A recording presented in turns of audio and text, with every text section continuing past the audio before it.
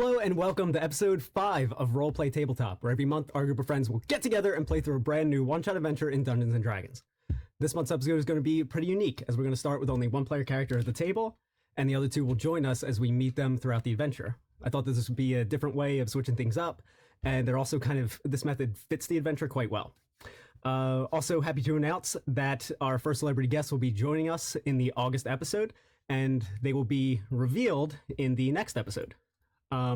They will be joining us physically here at the table, and they'll play in that episode's adventure.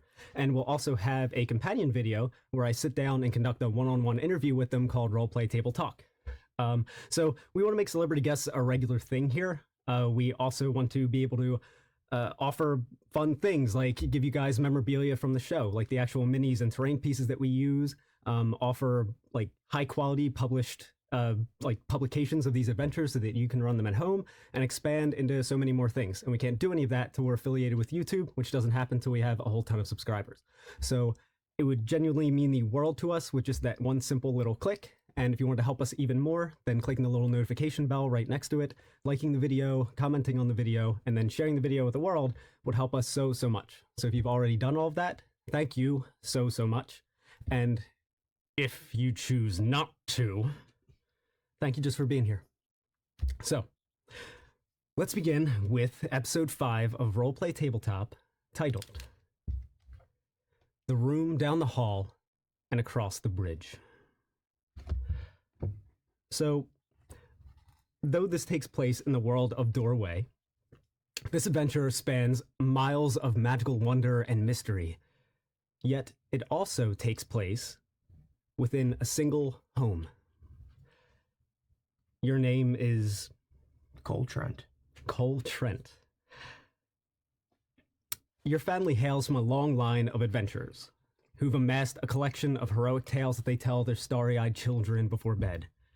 Your mother and father had fallen in love amidst a group of friends that had traveled the world of Dor Wei, answering the endless call to adventure. You'd grown up idolizing their group, known as the Smilers Five, especially their paladin, Del Montague. The days that they would come by to visit your home brought more merriment and joy than any holiday could ever bring. And you couldn't wait to come of age to make your own stories just like theirs. In the recent year, however, the childish glee that accompanied your visions of heading off to adventure had been replaced with anxiety and fear. The son of Bartholomew and Cassadine Trent is afraid. Overcoming this fear has grown into your new obsession. Your father experiments in alchemy and potion making in his retirement, and you've taken to potion making as well, with a voracious interest, as you vainly attempt to brew a potion to finally overcome this fear and darkness that plagues you. Whenever your parents are away, running errands in the city, you complete your chores as quickly as you can so that you can make use of this precious time with the house to yourself and sneak into your father's lab to borrow some ingredients. Today is one of those days. You completed your housework that was asked of you, bearing it kind of little mind as the house has begun to kind of see neglect as of late, as you can't help but feel that the darkness that's kind of consuming you also haunts this house as well. Eager to get to your room and start mixing a new batch of ingredients, you head down the stairs. You pass by the kitchen doorway on your left as you continue down the hall, straight toward your father's lab at the end. The corner of your eye catches the kitchen table as you pass. The tablecloth is draped over a chair on its side to make an entrance to your fort, with a whole clutter of toys, boxes, and knickknacks that are all underneath. The chandelier overhead in the center of the hall lights with a proximity-activated continual flame spell as you nearly trip on the dusty carpet that spans the hall. You reach the heavy oaken door at the end. You're no lockpick, but you've practiced picking this one. And after a few minutes, the iron clicks on the other side, and you step in.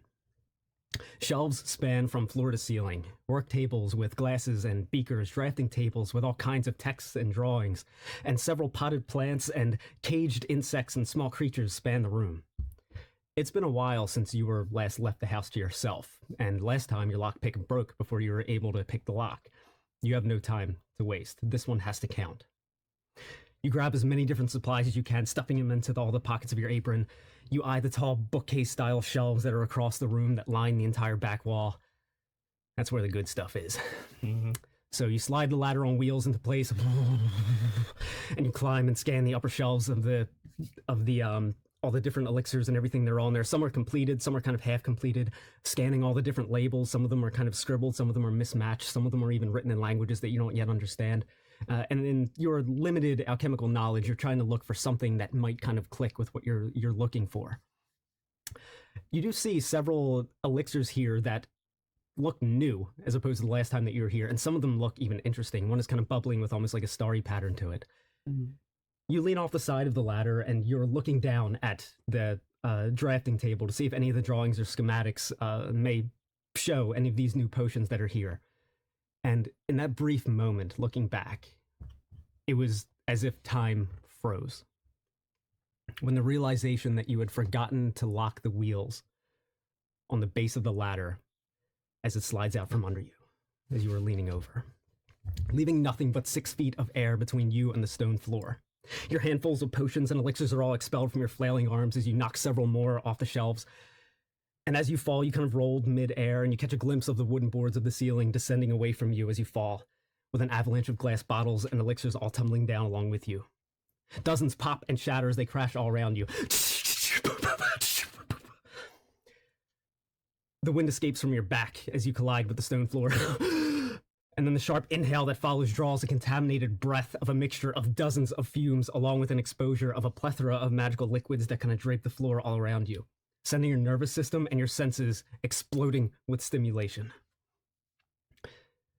As everything starts to kind of fade in the haze of both being almost knocked unconscious from colliding with the stone floor and all of the chemicals and fumes that are going into your mind, everything seems to kind of expand and contract. Everything that you can see that is initially a blur starts to kind of come back with your kind of trailing consciousness as you're able to grab onto something that's fleeting, though it seems kind of twisted, as you're able to kind of finally look, and you're kind of looking about and you kind of notice that your mind is quite a haze. You kind of forget what exactly just happened. Some kind of something had struck you, something that you were on broke or something. But you find yourself standing in front of this lake of acid, all these acidic, bubbling, kind of multicolored, different particles of this lake that are all just kind of, all these kind of multicolors that are all bleeding together, several huge, giant, broken beakers and elixir bottles, and all this wooden debris and all kinds of other scatter that is kind of all around here. And this looks like an expansive lake that's within the, like bowl that's carved into a giant chasm that's all these rocky plateaus that are all around you. And as you kind of rise and you see all this debris that's all around you, you also kind of get this sense that your comrade who's been with you for a very long time is missing. And you don't know why, but you're nervously feeling your pockets. And you don't know why, but they're empty, and that frightens you for a moment. And you think, where's my comrade? Were we on a boat? Did the boat crash? Or we're on this lake? You kind of found yourself on this kind of wooden floating debris. And as you look way further across at the end of the lake on this giant pile of floating debris, you can see your ally, just kind of the outline of their humanoid form as they're laying on the other side of the lake across from you. As you see this lake kind of multicolored, bubbling, all acid and everything, what do you do? And what do you look like? Well, first, I guess I like kind of look to see if I can see my reflection in the first pool of acid there. Mm-hmm. And I realize that I'm wearing chainmail and I have a sword and a shield strapped to my back. Normal looking, kind of like short brown hair, like blue eyes, kind of average height, I guess, for a kid. Mm-hmm. And after that, a bubble starts to bubble and kind of draws me back a little bit, and then I refocus back, and I look again over at my comrade, and I start to look around, I guess, for some debris or something. I could maybe build a raft or something that I can try to get across. All right, so there's plenty of debris around you, so you won't even make a perception check on that. Instead, just make a survival check as you try and forge a raft. Depending on how well you do will determine how easy this trial is for you to get across this acid lake. I'll see if there's like some splinter on the wood, and I'll toss it into the goo and see how it reacts. Okay, I guess. All right. So survival check, you said. Mm-hmm. And currently, you're kind of on this like stony outcrop, almost 17. Like a small island. All right, with the 17. So with that, you're able to see that there's enough of this kind of wooden debris, and as some of it's kind of floating there, you can see the way it's reacting, that it is buoyant and everything, but it looks like over time some of the debris does start to kind of get consumed by the acid. So it looks like whatever kind of a raft you will make, which with that kind of a survival check, you're able to make a pretty decent one. It's going to be limited on your time that it's going to last getting across. But with a DC 17, with a 17 that you rolled for the survival check, you're able to actually rope together from some of this debris that's all around you. You're able to put it together what you feel like is a pretty sturdy raft. Cool. And maybe try to find another piece of debris I can use as like an oar. All right. So in doing so, again, there's enough debris here where a perception check isn't even needed, especially with that roll of 17. From the raft that you're able to make, you're also able to get a long enough piece of wood that you're able to use as an oar, and you're able to start kind of pushing forward through the acid. As you kind of get down into there, automatically just all kind of the way that it's reacting, you can hear it just kind of the moisture of the wood is all kind of sizzling as it meets the acid, and you can see it starting to kind of erode very, very slowly, but you know that you are on a timer.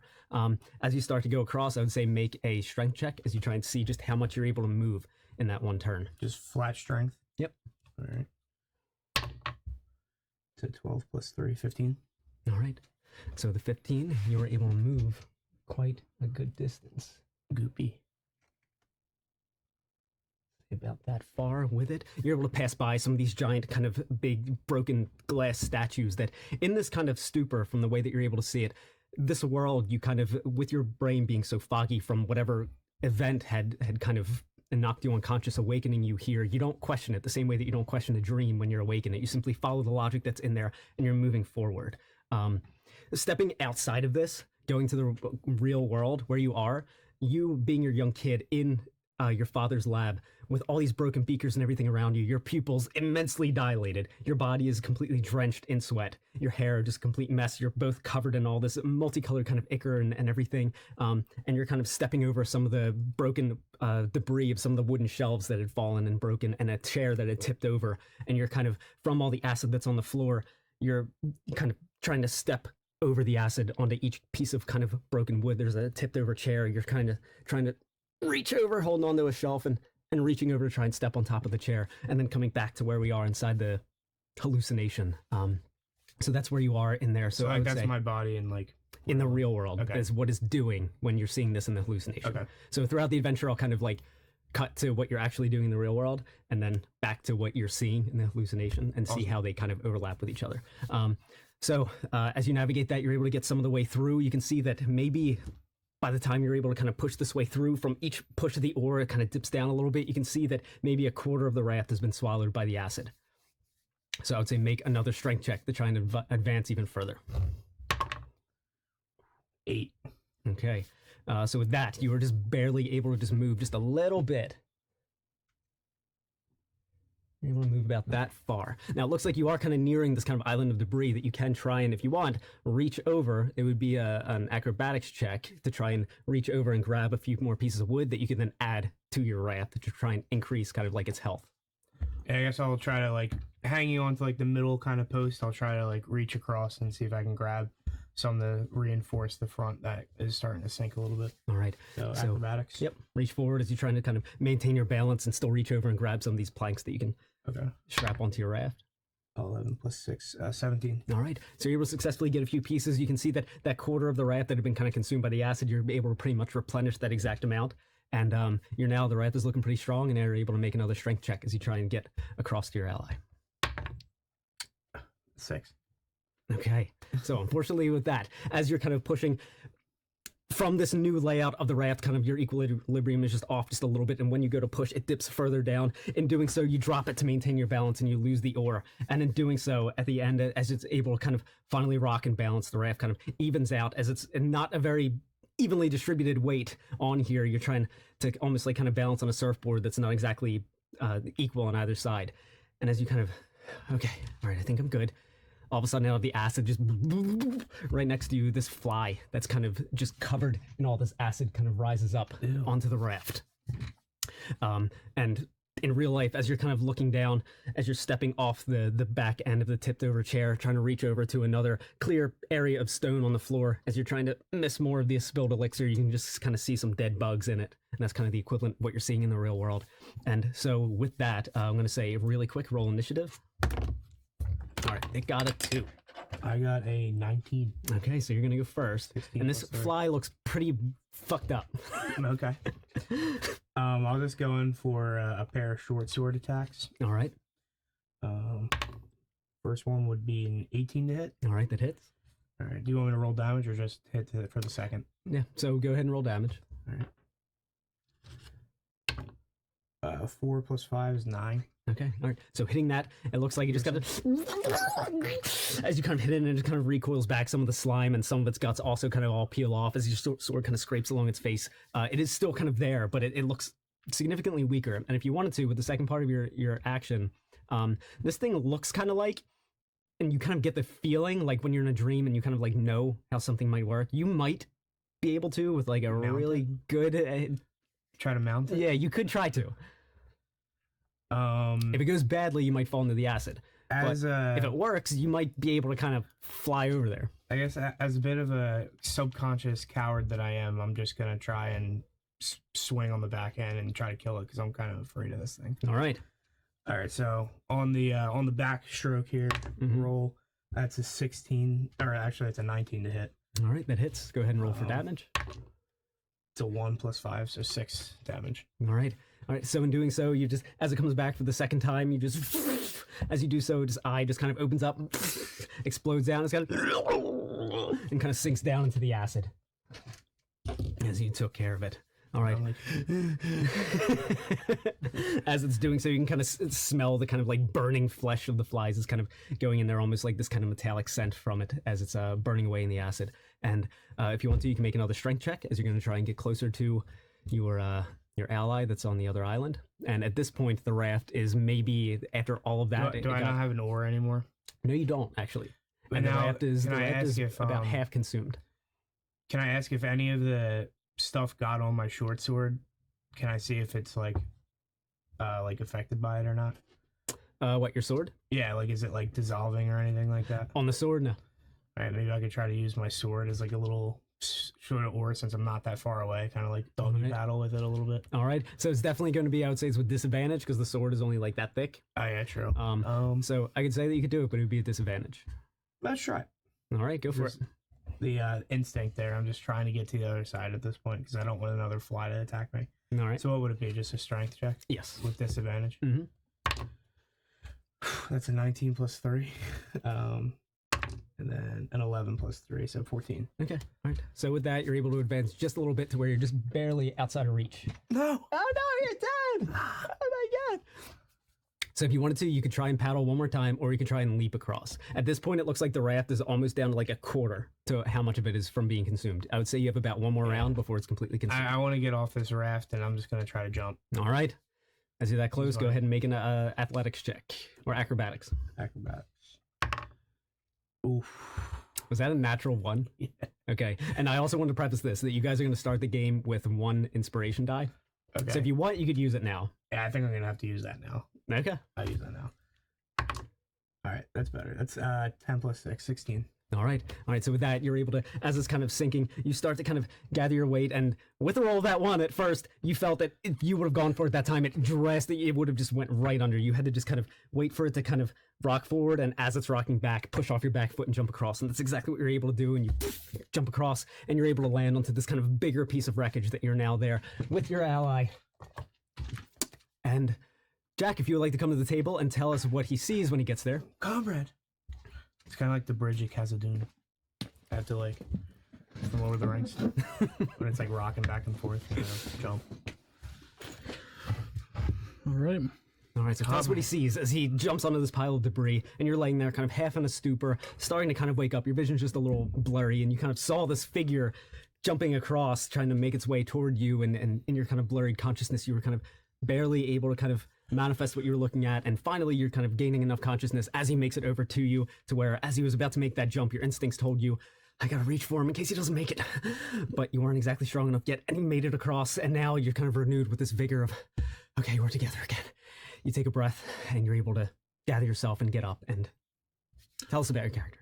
So as he gets on the raft and starts to see me, he sees a night, pretty much a Dark Ages. You're very typical. If you said picture a knight, that knight, with a visor, old just English style with a plume that's white. Conical helmet. Yeah, and then just full all white, where except kind of like some of the outlines, there's a little bit of what appears to be a bright gray, but you can't tell if it was like a dull silver, but it's like grayish.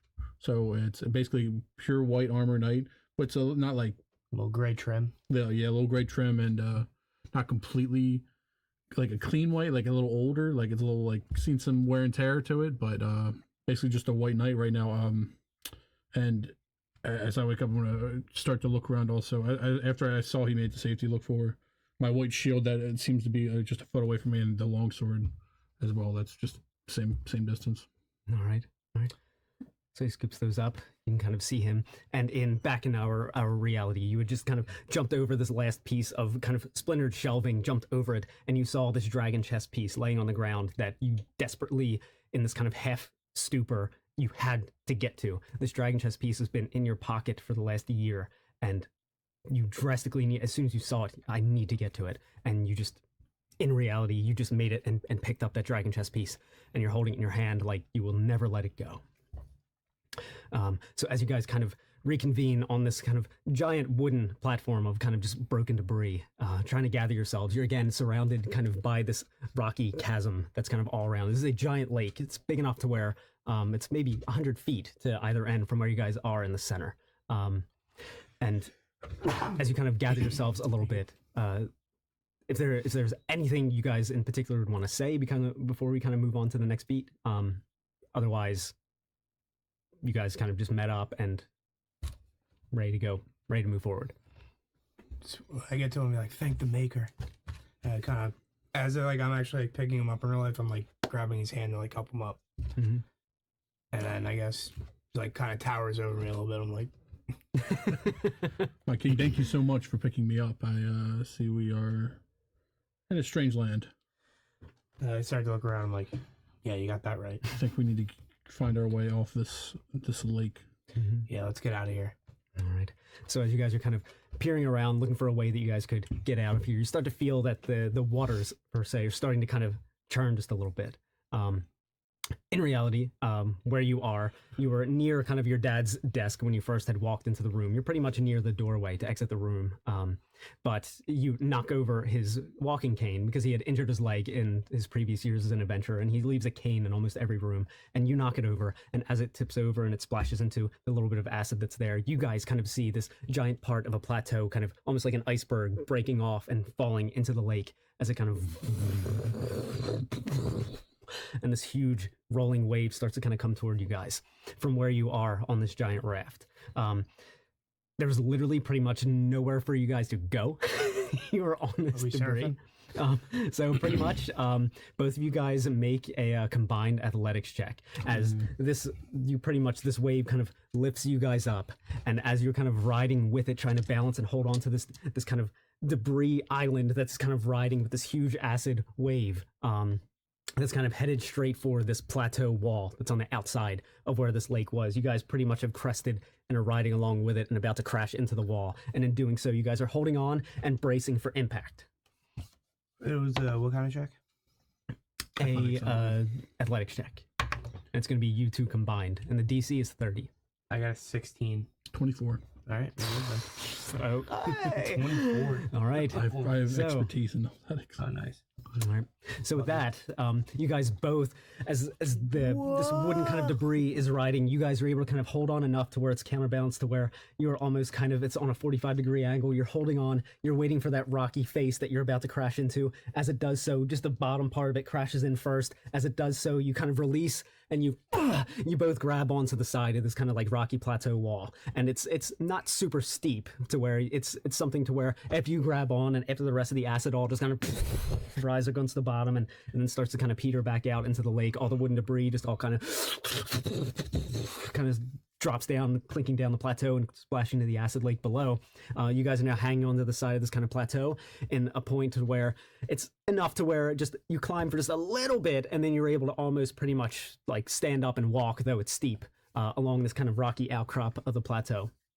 As you guys navigate for maybe another 15 minutes, as the ground starts to kind of slope off even more and eventually even forms into a natural kind of like pathway, you guys can look back at what is Breakbeaker Lake, what it's known as. And you guys see this kind of, it literally looks like just a giant bowl just kind of carved out of this canyon, and they're just kind of all these like glacier looking objects and monuments of these broken glass fissures and everything, and all this kind of wooden debris of all the different individuals that have tried to sail Breakbeaker Lake in search of, there are apparently very, very valuable objects that dwell inside of the fish life that live inside of this lake. So that's why some people come to here to risk the waters and the acids and everything to try and get these for gold and items. That's what you're trying to kind of like piece together, that maybe that's why you were here. But as you guys kind of climb up the other side of the plateau, you, from being from this land, you know that you guys are climbing up to where a giant skyport is that is called the Coattails. As you guys near the top of this kind of flat-topped plateau, you can see that there are multiple different sky ships that are all kind of docked at all these different ports. And you can see all these different individuals, some of them looking like regular humanoids that would be from the world, some of them looking like kind of twisted creatures that are only from your imagination. But all of them are kind of bustling as they're moving in and out of all these different sky ships, and some of them are turning and leaving and going in all these different directions. Some of them look like Imperial fleet kind of things. Other ones look like they are these raggedy things that are barely churning along, and they're going in all these different directions. But it looks like this plateau that you guys are on is kind of where the actual chasm was carved. This kind of elevates to like a knob that's at the top, and that's kind of where you guys escalated to, and it kind of looks down at the rest of the land, and it looks like that looking out into the distance, you kind of only see this kind of, maybe for like a quarter of a mile out, and then everything else in the sky. As you guys are kind of elevated up on this rocky plateau where the skyport is, you can only see these black shadows that are all kind of twisted, and if you even listen well enough between all the hustle and bustle of the skyport, you can kind of hear like from all the different shadows and everything. They're all kind of consuming and twisting within the sky. They're all around you. Upon walking up from being from this land, you know that this is like the central hub that's kind of the in-between, the stop-off point that a lot of sky ships will do when they're traveling across this land that is called Hallucitania, which you know from being from here. And you know that the Coattails is the main intermediary port. So if you guys have anywhere to go, or anyone that you're looking for, or anything like that, they're going to pass through here if they are taking skyship. So as you guys are kind of crest to the top of this plateau, it's literally like you're walking up this kind of stone path, going up this kind of like knob of the chasm where you guys are kind of navigating up. Once you get to the top, literally once you crest the top, you see this bustling skyport. And when you guys were first coming up here, you could see the sky ships kind of going in all directions overhead. But now you kind of, all of a sudden, it's like you just went from this weird place you couldn't explain to like you're standing in the middle of the food court at the mall. And like all of a sudden, everyone is kind of hustling and bustling everywhere. And what do you guys want to do? I should note, as we walked up here, yeah, you would have noticed that even though I'm in full armor and it's hard to see any type of skin or any detail, the movements were a little bit robotic, just a little bit like stiff when walking up here. Just a little thing to keep in mind. But I believe you're here to take me home, correct? Take me to the Grieflands? Well, yes, if that's where you need to go. I think we should maybe try to find a ship. I don't think I have any money on me. I'm sure you do. I check my bag. Do I have money? Nope. I pull it out and a little like moth comes out of my little wallet. They're like, so what do we do? Well, do you know anyone? Would I know anyone being from here that maybe would be able to charter us for a favor? I'd say make a history check, or because you're generally recalling knowledge, so I would relate it to that. That's fine. Oh, 19. That was a natural 17. Okay. All right. So you know that there are many sky ships that are here. Most of them will hire people to guard them and everything, but only if they are sanctioned by the military or some of the lower groups that are all kind of affiliated and official If you guys are just travelers, usually you do have to pay. But there are the occasional like ragtag ones where nobody wants to work on them because they may crash. But they're the ones who will take whatever they can get, and you might be able to find one of them here. But other than that, with no money, that's kind of going to be your only bet. I guess that's our best bet. Let's try to find a raggedy ship. If that's what you want, sure. I'm here to protect you. All right, so I would say that with between one of the two of you, make a perception check as you're navigating around trying to find this kind of raggedy, beaten down ship. Your perception might be better than mine. Being a... There's a Being whatever it plus is. 2, maybe? Mine's better +1. Okay. You can roll. Okay, this is not looking good, but it's 17 total. Or 18, I'm sorry. Okay. All my good, sounds good to me. all my good rolls are coming out now. Yeah, exactly. All right. So between that, as you guys are kind of navigating around, kind of asking me a few questions, you do know that a few eyes will sometimes kind of turn to Cole. It's your name, right? Yeah. Every once in a while, and you will kind of hear like muttered kind of phrases about savior, what color horse, stuff like that. At some point, you are kind of stopped as you're asking about, and a small individual comes up to you. He's a small halfling. It looks like he's kind of usually. It looks like he might be the one kind of running one of the airships. He kind of has like a clipboard and everything with him, and you kind of saw him earlier bossing a few people around. Then he kind of walks up to you. Hey, are you new here? I'd seen your face before, and everyone comes through here. I remember everyone. Yeah, I'm not sure how, but I'm here. You even smell different. How did that happen? I hope good. Where do you get your cologne from? The mall? What the fuck is the mall? It's like a bazaar. Ah, you must be very foreign if you're going to say things like that. It's Very just an weird. expression. Right. Just a question. Sure. What color horse does our savior ride? I don't know, sir. I just got here. Wrong answer. It's not him, everyone. It's not him. He kind of says to nobody in particular and kind of walks away. But wait, sir. What? I'm trying to make it to the Grieflands with my friends. Why the fuck do you want to go there? Do you really think you're the savior? I don't think I'm anything. I'm just trying to help him get to where he needs to go. Why the fuck does he want to go to the Grieflands? Is he trying to die? That's my home. That's where I'm from. I'm sorry that you're from Really there, but you happened. don't want to go back. Nobody can cross the bridge until the savior does. Well, what color does the Savior's horse ride? I just said that wrong. This one doesn't even know the prophecy. I don't know the prophecy either, I don't believe. Everyone knows to ask the question, what color horse does our savior ride? It's a part of the prophecy. The savior who's going to be the one to cross the shadowed bridge to the Grieflands and save all the shadows that have been plaguing this world. You don't even know how to answer the question. How can you possibly think you're the savior? How did I think you were the savior just because you smell different? Shame on me. Most of the time, the Savior doesn't even know that he's the Savior. Have fun fucking dying. I'll see you later. He starts heading off again. Thanks, sir. Gee, now what are we gonna do? Wow, these people seem to be rude.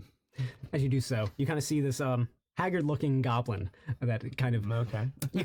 you almost kind of felt and smelled him kind of lurking just out of sight from you, kind of just the corner of your eye. You notice his form. You notice that from the hustle and bustle of everyone, when somebody stops here in this place, that is what's noticeable. And you notice that he had stopped. When you look at him, he looks like you can't tell if he's a mechanic or if he's a manager type or if he's just some kind of homeless guy.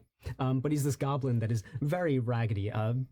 Looks like oil and mechanics. It's similar to a mechanic, how they have like black hands and everything. His clothes are all kind of ripped and torn to shreds, but he does have a very nice kind of like a pocket watch, kind of a chain that's hanging from his side that goes into the one nice pocket that he has that's stitched onto his chest of this otherwise like crippling shirt. And he walks up to you. I didn't know you thought you was the savior. I don't know anything about the Savior, sir. Those them halflings these days are stupid. Don't bother him no mind. Now I'm going to tell you this. Give me a color. What color horse is our savior ride? Brown, Nope. white. No, you just guessing colors. You see, Jeffrey rode a brown horse. He died. Okay. And then Ichabod, he rode a white horse. He died. So you're wrong. Sorry, you ain't the savior, but I can use you. Okay. Can you help us get to the Grieflands? I can get you somewhere close. Okay. I got a cargo that's got to go to Undertable. So, I just don't have a crew that's going to pilot my wonderful vessel. Wonderful vessel. Which one is yours? It's called the Skid Mark. It's that one. You see that shitty looking one over there? It's the one right next to it. So if you look over, there's this one that looks like it's like kind of like almost like a half skeleton of one that's kind of getting like patched up. And when you look next to that, there's this smaller looking one that looks kind of nice at first on the outside. But looking beyond that, as you guys kind of walk up and approach it, as he's kind of leading you there, it looks like he's very proud of this thing. It looks like when you look closely at it, all the boards, if you just knock on them, it'll pop out. Because he gives it a little pat. Yeah, this ain't doggy. This will get you anywhere you need to go. And he pats it, and then just like two of the boards just boom, boom, kind of pop out. Oh, shit. Give me this. Pats it back in. Yep, that's fine. And then when he turns back to you, just boom, pops back out. So this will get you where you need to go. The whole thing is I got this cargo of all kinds of stuff that's got to get to Undertable, and nobody wants to pilot it because that's one of the most dangerous airways, and nobody thinks my ship's going to make it. But guess what? I've been sailing these airports for over 10 years. Guess how many crashes I had? 10? I know. I ain't going to tell you. But I tell you what, this ship is going to get you there. My mechanic is working on it right now. She's going to be working in the underbelly of it. She's going to keep it up in the air. All I need is for you guys to steer it across this here chasm. Okay. And get it through the black stuff that you see there. Pay it no mind. You're going to be fine. Just pilot right through there. And as soon as you get to Undertable, you're fine. And you know what? As payment, I let you take one item from the cargo. There's all kinds of items in there. You can take whatever you want. They're not going to know what they're going to get. Most of the time, the ships crash before they even get there. I didn't tell you that, but sometimes it happens. All right. I think it's the best we're going to get, so... Hey, doggy, you better. Let's go. Cool. So, I'll get you guys up in the car, in the ship stand, and you guys can get going. I thought it was a skid mark. The skid mark, yeah, whatever. I get a different name every time I get another ship when they're crashing and stuff. So anyway, you guys are gonna be fine. I see you on the way there. So again, just hop right on in. I'll give you guys a push, and you'll be on your way. And all you gotta do is just make sure that you keep going the way that I push you. Make sure you're going straight. That's gonna get you to Undertable. Wait, you're not going to pilot the ship? No. We have to pilot your ship. Yeah, that's right. This is perfect. Just like my parents. I'm having my own adventure.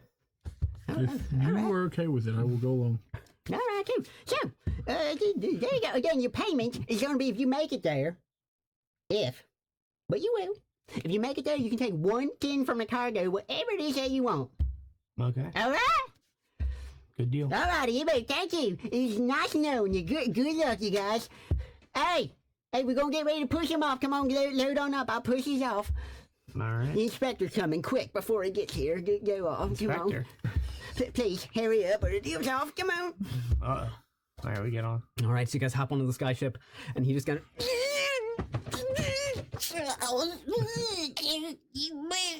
Good luck.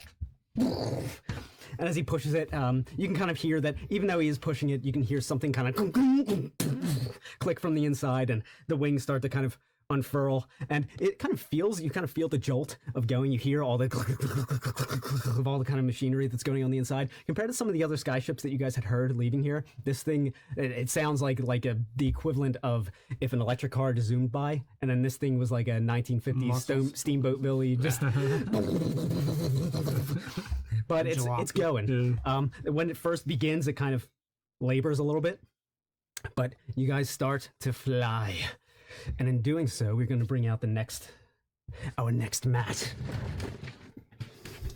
Old man Jenkins and his jalopy. Look, comrade, I'm flying. We're flying. Meanwhile, I'm just back on my living room floor, like, whoa. Just tripping. Oh wow. Whoa. That's not a That's jalopy. the skid mark? That's not a jalopy. That's a pretty nice looking skid mark. I've seen a lot of skid marks.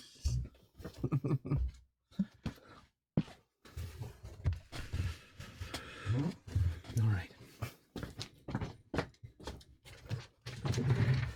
All right. So as you guys are kind of trucking along, one of you is behind the helm. That's just kind of up here, just in the very back, is just where the steering wheel, the equivalent, is. So one of you will be back there, and currently, so which one of you guys wants to steer, and then which one of you would kind of be the lookout?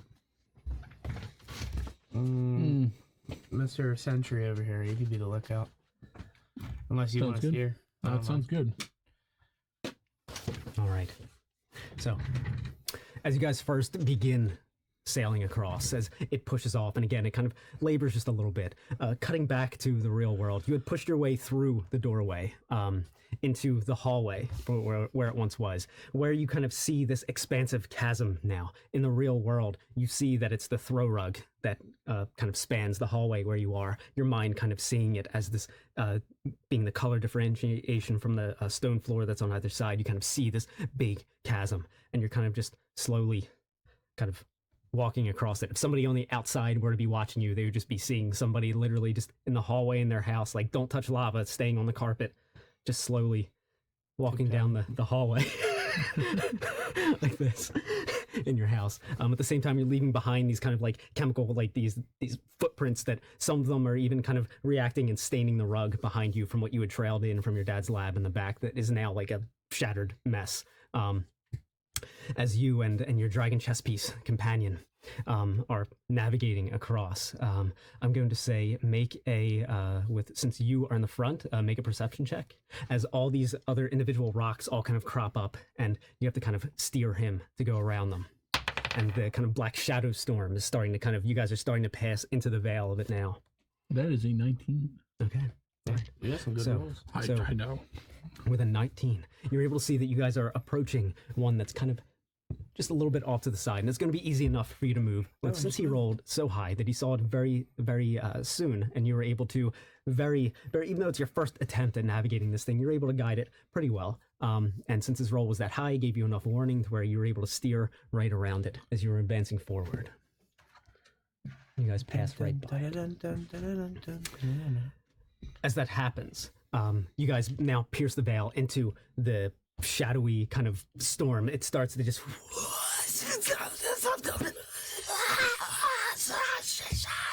all kind of around you. You start to see this kind of like acid rain that's starting to kind of pull down upon you. Since you both do have a shield, you can use one hand to use it as like an umbrella to avoid taking any damage. Otherwise, if you don't want to do that with your shield, then you have to you would be taking acid damage from this rain as it's falling.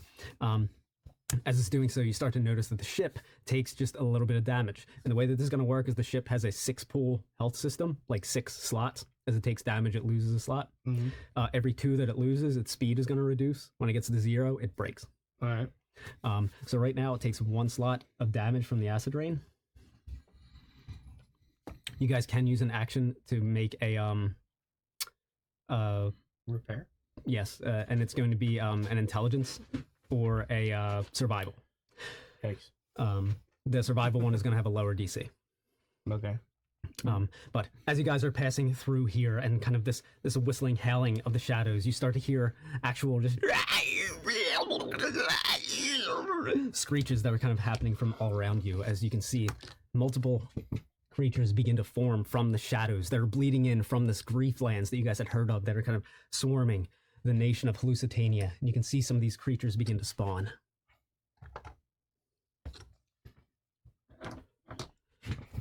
They're on the poop deck. As that happens, we're going to roll initiative. I missed. 8. All right. 10. All right. Okay, so the creatures go first. So this one, as it kind of comes swinging in with you, it's going to use this kind of scorpion tail as it just kind of comes across and kind of swings at you with it. So that is only going to be an 11 to hit. That is not All right. As it does so, you can kind of see it coming from the darkness as it first came. You can hear it screech as it comes at you, and you just kind of duck, and its tail just kind of hits part of the ship. And that's going to be half onto there. Now this other one itself is going to attack the ship. So that does another mark. So as it does so, as this one had landed on there, just kind of, so it's kind of clawing away at the ship. So it has now lost 2.5 marks. And then this one, as it comes up, is going to attack you. And it rolls to hit, and that is a 16. Misses. All right, cool. As that comes up, it misses you and instead hits the ship. So that's another mark. So it has now lost 3 marks. So now it is your turn, and then your turn. All right, we can't let these creatures destroy much more of the ship, and then I'm going to, as a bonus action, I'm going to cast Thunderous Smite as my blade seems to like taking kind of the storm surrounding us. Okay. And just, it doesn't really glow, kind of, there's just more of a little bit of like spark to it. And then I'm just make a couple attacks against this one. For the one that he's in melee range of me, right? Yeah, he is. Okay. First, let's see if it. 17 hit. All right, yes, it does. Awesome. All right, so he's going to take. You have to do a strength save for me. All right. That is a 4. Ooh, he's definitely failed. Okay, so that'll be 8 slashing damage, and then 8 more thunder damage, and then because he failed the strength saving throw, he's pushed 10 feet away and then knocked prone. Okay, all right. So in doing that already, you can see that as you completed your second hit, you had sliced this creature to where it kind of exploded into a little bit of mist, and you can see the kind of 2 sort of solidified halves of it that are kind of mystifying, just getting caught up into the storm and getting pulled away as you guys are kind of sailing onward. Okay. That was destroyed. So that was the one attack. Can I move over to the other one and try to like I'm gonna swing at that one? All right. Oh, second attack. This one doesn't have the smite. 6, 7, 16, I think. 16. All right, that hits. Okay. Alright, that's gonna be 11 damage. 11 slashing. All right. So with that, it looks like it is barely hanging on. Its focus was on the ship, and you just kind of come down clean, connect onto it. You're expecting the same kind of shadow to just kind of demystify. This one seems, with it being hunched over its spine, whatever it is, of like a little bit more solid shadow, just kind of bites into your blade just a little bit to where when you pull it back out, trails of shadow just kind of flake away. But from the raging storm, parts of its body are starting to kind of like fade away, but it's barely holding its form. And when I hit the first one, 300 feet sounding of just thunder just cracked. Sounds like it hit the ship, but it really didn't. All right. All right. So that's the end of your turn. You can go. I think I'm just gonna repair the ship. All right. That's fine. I can help. How many is it just one action per one slot? So it's going to be, so do one action and roll a d20, and that is going to be, it'll be a survival check. Okay. For every 6, you repair it 1 slot. So if you get an 18, you'll repair 3, which is what it's down. All right, and survival, you said? Yep. All right. 18 total. All right, so 17 plus 1. All right. So it's back up to full health. All right. DM, As you do so. I forgot real quick. I have Divine Smite. So when I hit something with a melee attack, I get. Oh, never mind. I have the expense spell slot. Okay. Yeah. All right. All right. So in doing that, as we go through the order one time, Taylor, if you'd like to come to the table, as your mechanic comes climbing up from below deck. She comes up from below deck to see all this kind of chaos going out. You come up, your hair is immediately kind of whipped back as the storm that's kind of raging all around you. It's kind of difficult to see a little bit, not so much to where it's dim light, but almost, and it's just kind of whipping around. You see these shadow creatures that are all kind of above deck, and what do they see as this miracle comes up? So my hands are completely stained. I've got crap all over my face. I was in mid-project right now. I was working on something below deck. But yeah, that's about it. I'm just a hot mess mechanic. Okay. And what it is, what you kind of flipping to it in real life, as you're kind of approaching the middle of the hallway, the chandelier almost where you're in range to where it's going to illuminate its continual flame spell. You notice just kind of out of the faint part of your eye, you kind of see a reflection of light. And even though it isn't this thing, it reminds you of this thing that you know exists in your house. And it's called a meerkul. Meerkul. And what they are they're these little fey creatures that exist in homes that have cats, but that don't have mice for the cats to chase. So they're these little fey creatures that animate. They almost look like mice, except they're these thin, like almost kind of the coloring of like how like a great white shark is, how the top is one color and then the bottom is white. They're usually like a greenish blue on the top and the bottom is all white. And they look kind of like almost more like a ferret, but they have kind of like these little furry tentacle things that kind of drape off almost like catfish have.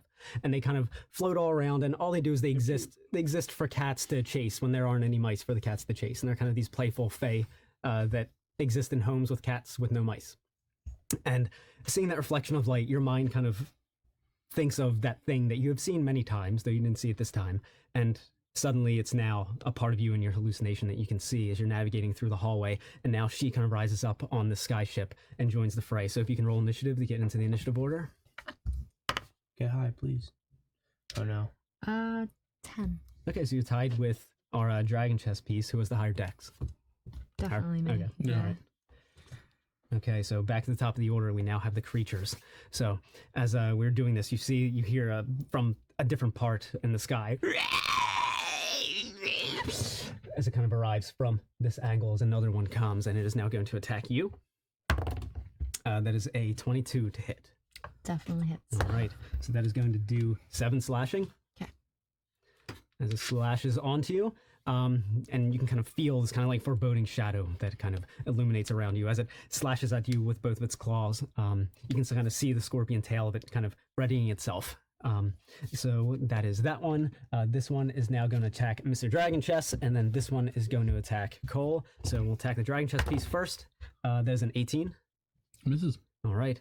And then we are now going to, that is a 23 That to hit you. All right, cool. And that is 12 slashing. As it slashes into you. The one that missed you is now going to hit the ship. So that's half. So your speed hasn't been slowed. And at the top of this order, actually, you guys did advance.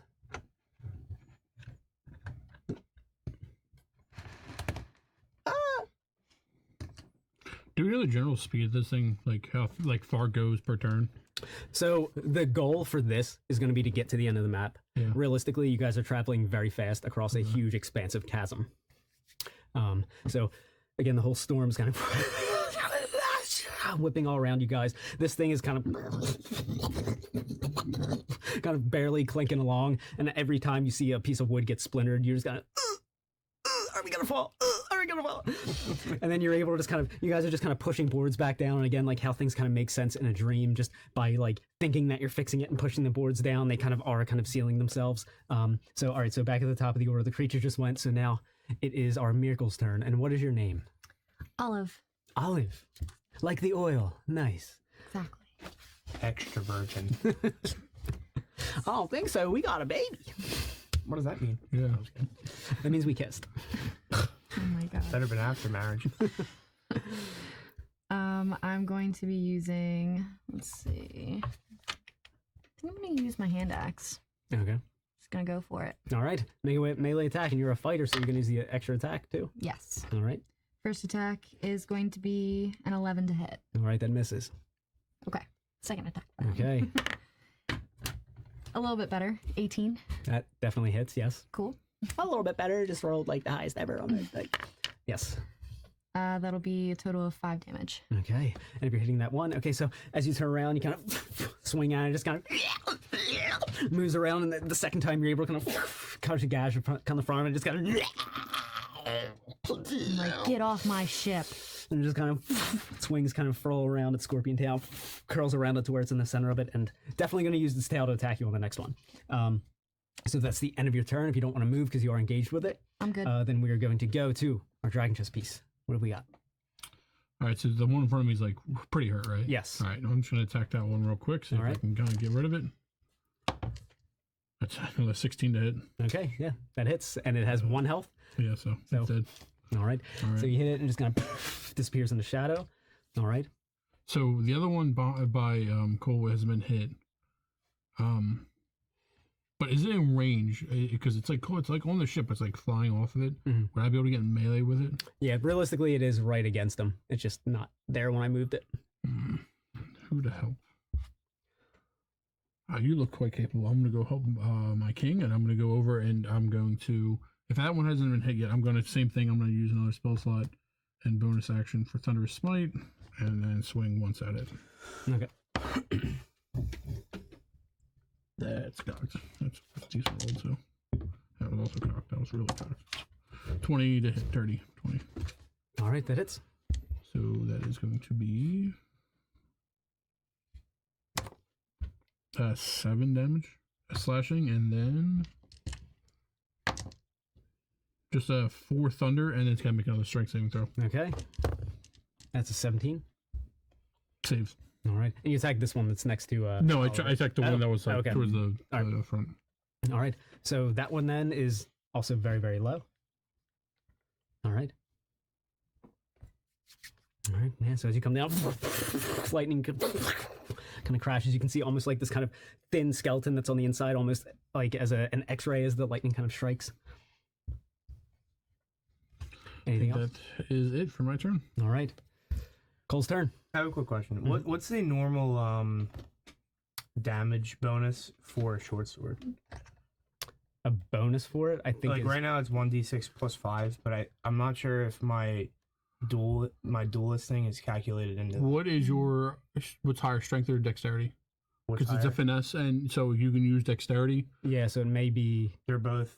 I have +3 to strength and dexterity. Then it's fine because Okay, it would so be it plus is 3, calculated. plus 5. Okay, I just wanted to make sure.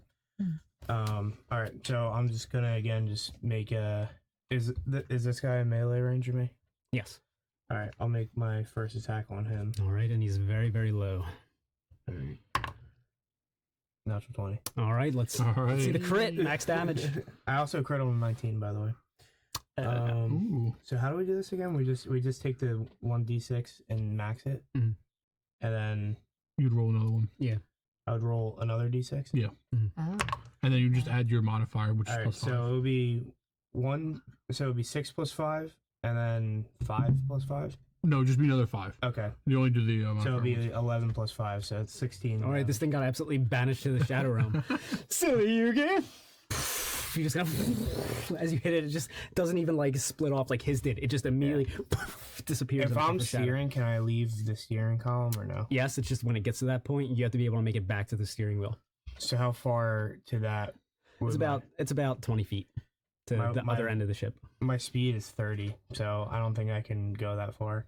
Maybe I can. Do I have like a crossbow or something? When the turn comes where you have to do it, then you would have to come back. So if you're engaged, you would have to disengage. I think I have a Which your action is to steer it, so you would have to take opportunity. To get I away. have a crossbow. So can I use my second attack as a crossbow? Yeah. All right.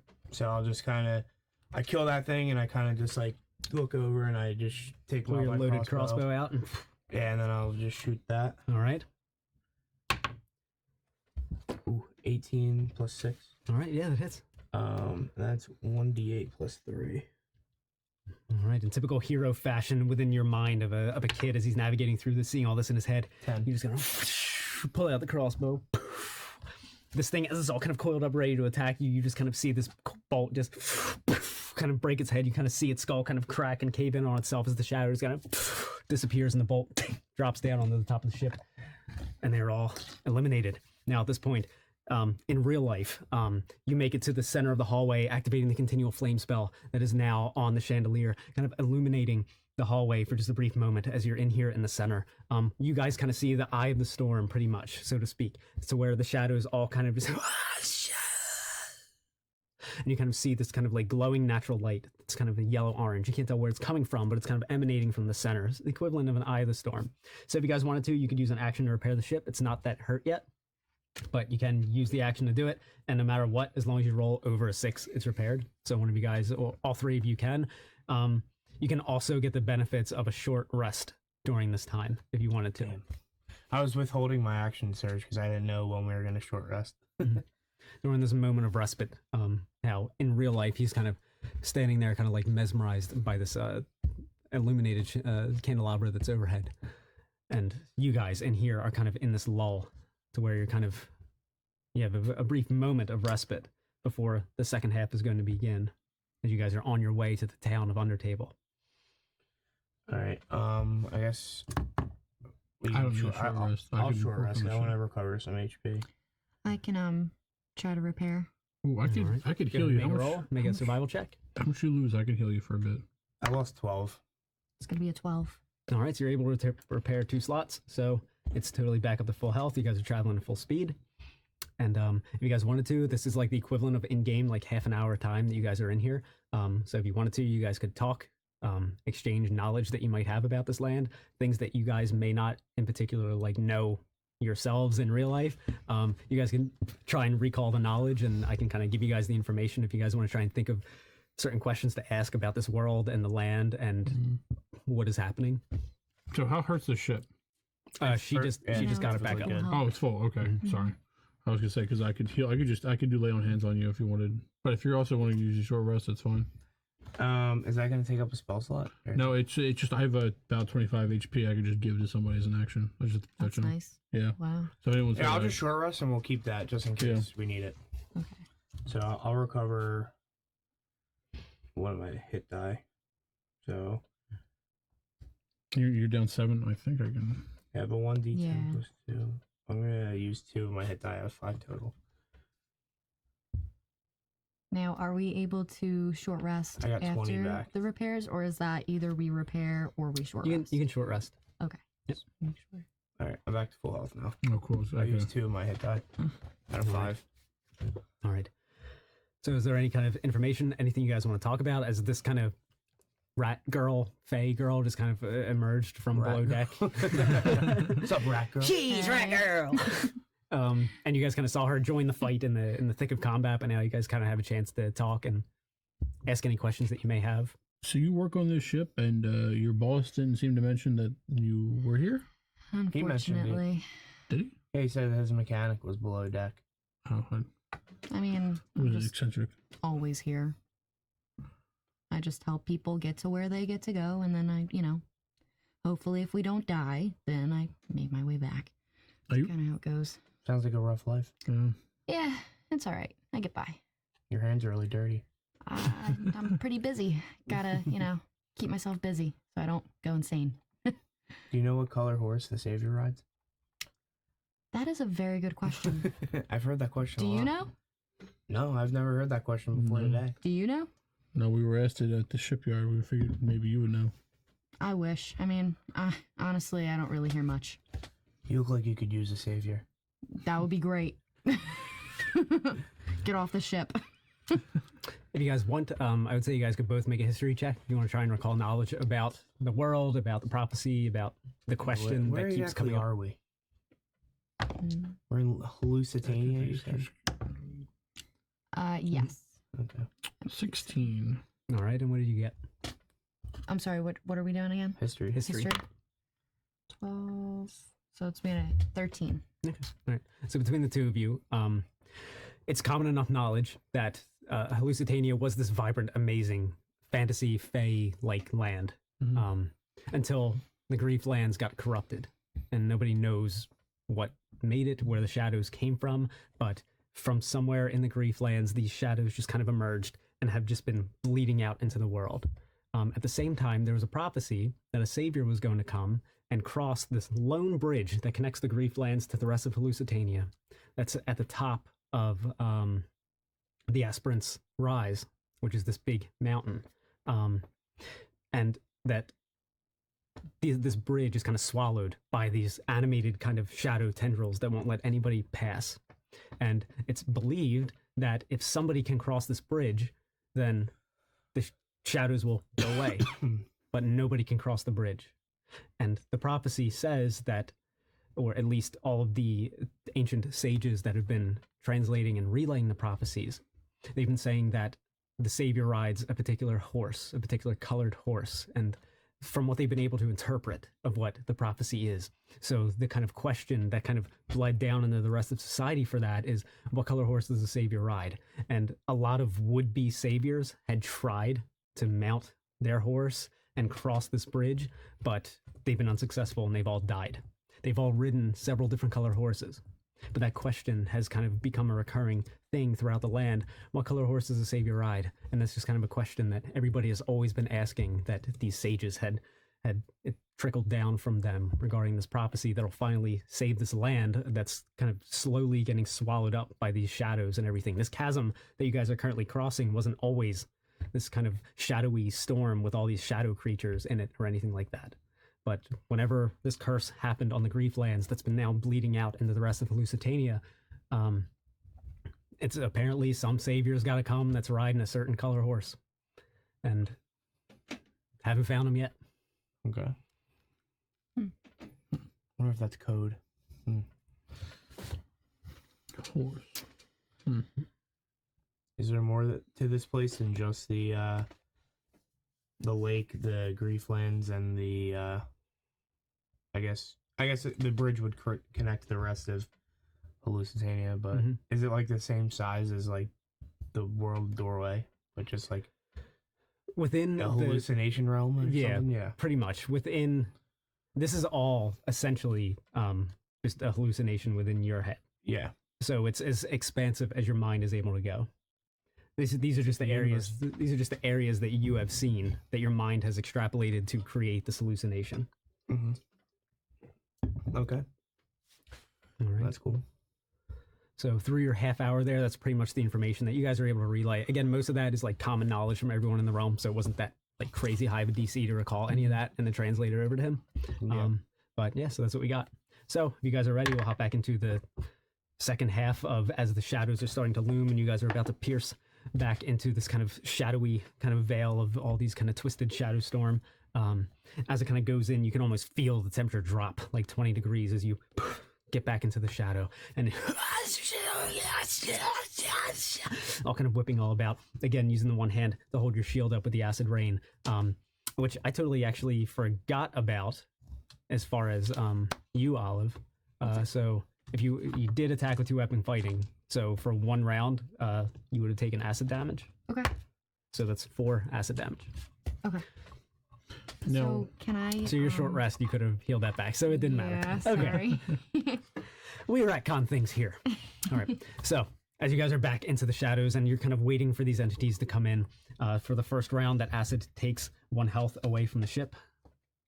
So it is now down to 5. At this point, whoever's in the lead, make a perception check. I was gonna say, are you going back down in the deck, or could you maybe watch for rocks? Because I was gonna try something. I know we're going fast, but could I? It would be hard. I don't know. It says I can use until the end of my turn. It does a divine sense to sense any like undead or fey or celestial or fiends or celestial fiends and undead within 60 feet. So I was trying to use that to see if I know something's gonna come out at us, like, so we'd be ready for it and not be as surprised last time. Okay. But it's only like a round, so it's like, Yeah, so within 60 feet. So I would say, I mean, that's within their movement, so you would see them coming. okay. I could do that if you wouldn't mind. I don't know if you have anything to do below deck, but if you wouldn't mind looking out for any debris or anything That's that fine. could stop us. All right. So go ahead and make the perception check. Depending on how well you do, that's going to determine his DC for having to steer. So you're kind of looking out through the shadows, trying to make out where the next kind of plateau may be sticking up, and you start to see one that's kind of crossing your path a little bit in the front. You guys have to navigate around it, which by this point you guys want to move forward a little bit. Okay. You guys are beyond the halfway mark.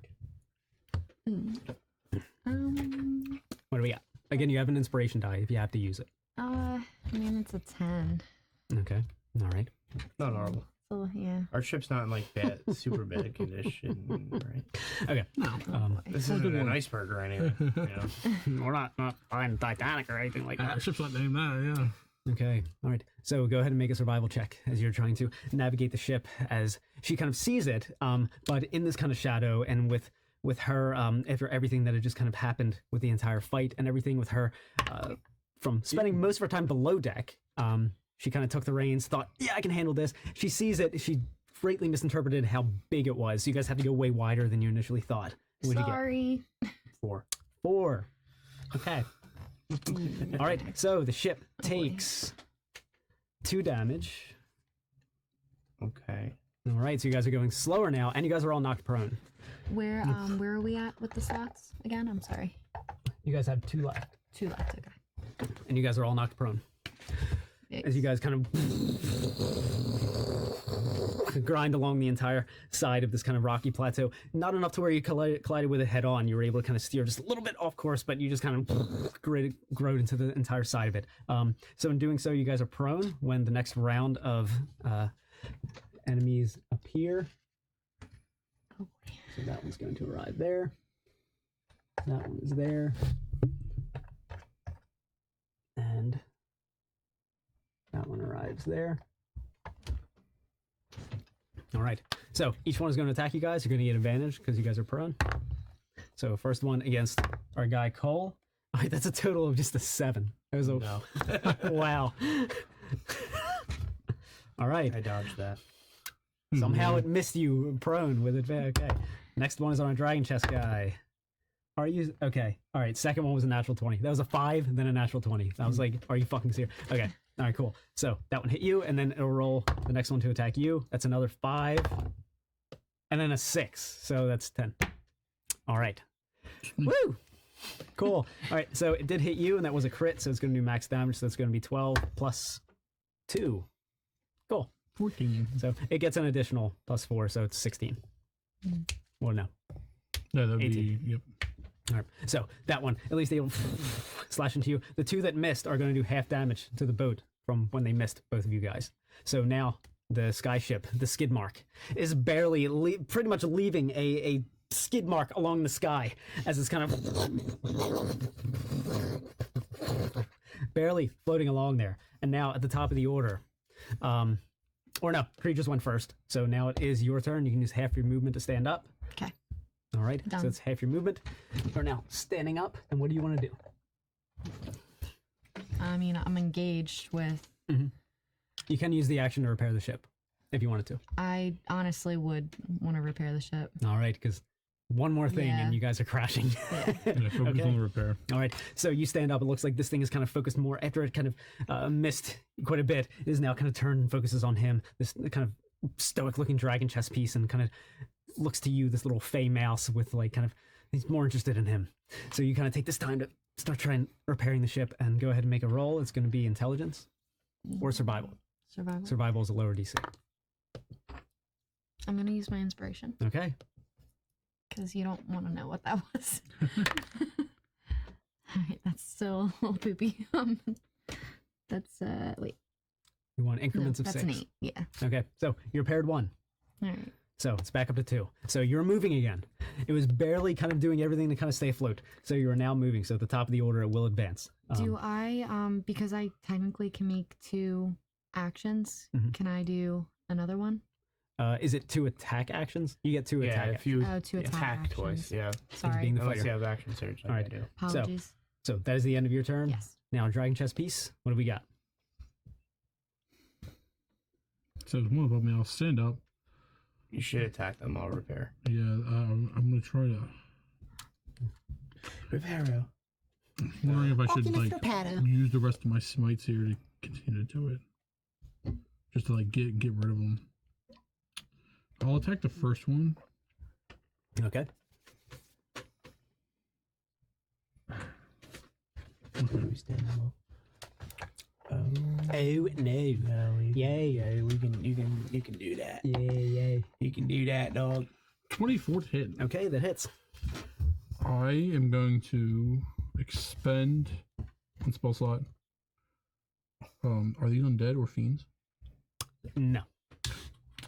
So it's going to get a D8 plus my 2D8 of radiant damage. That's going to be 13 slashing.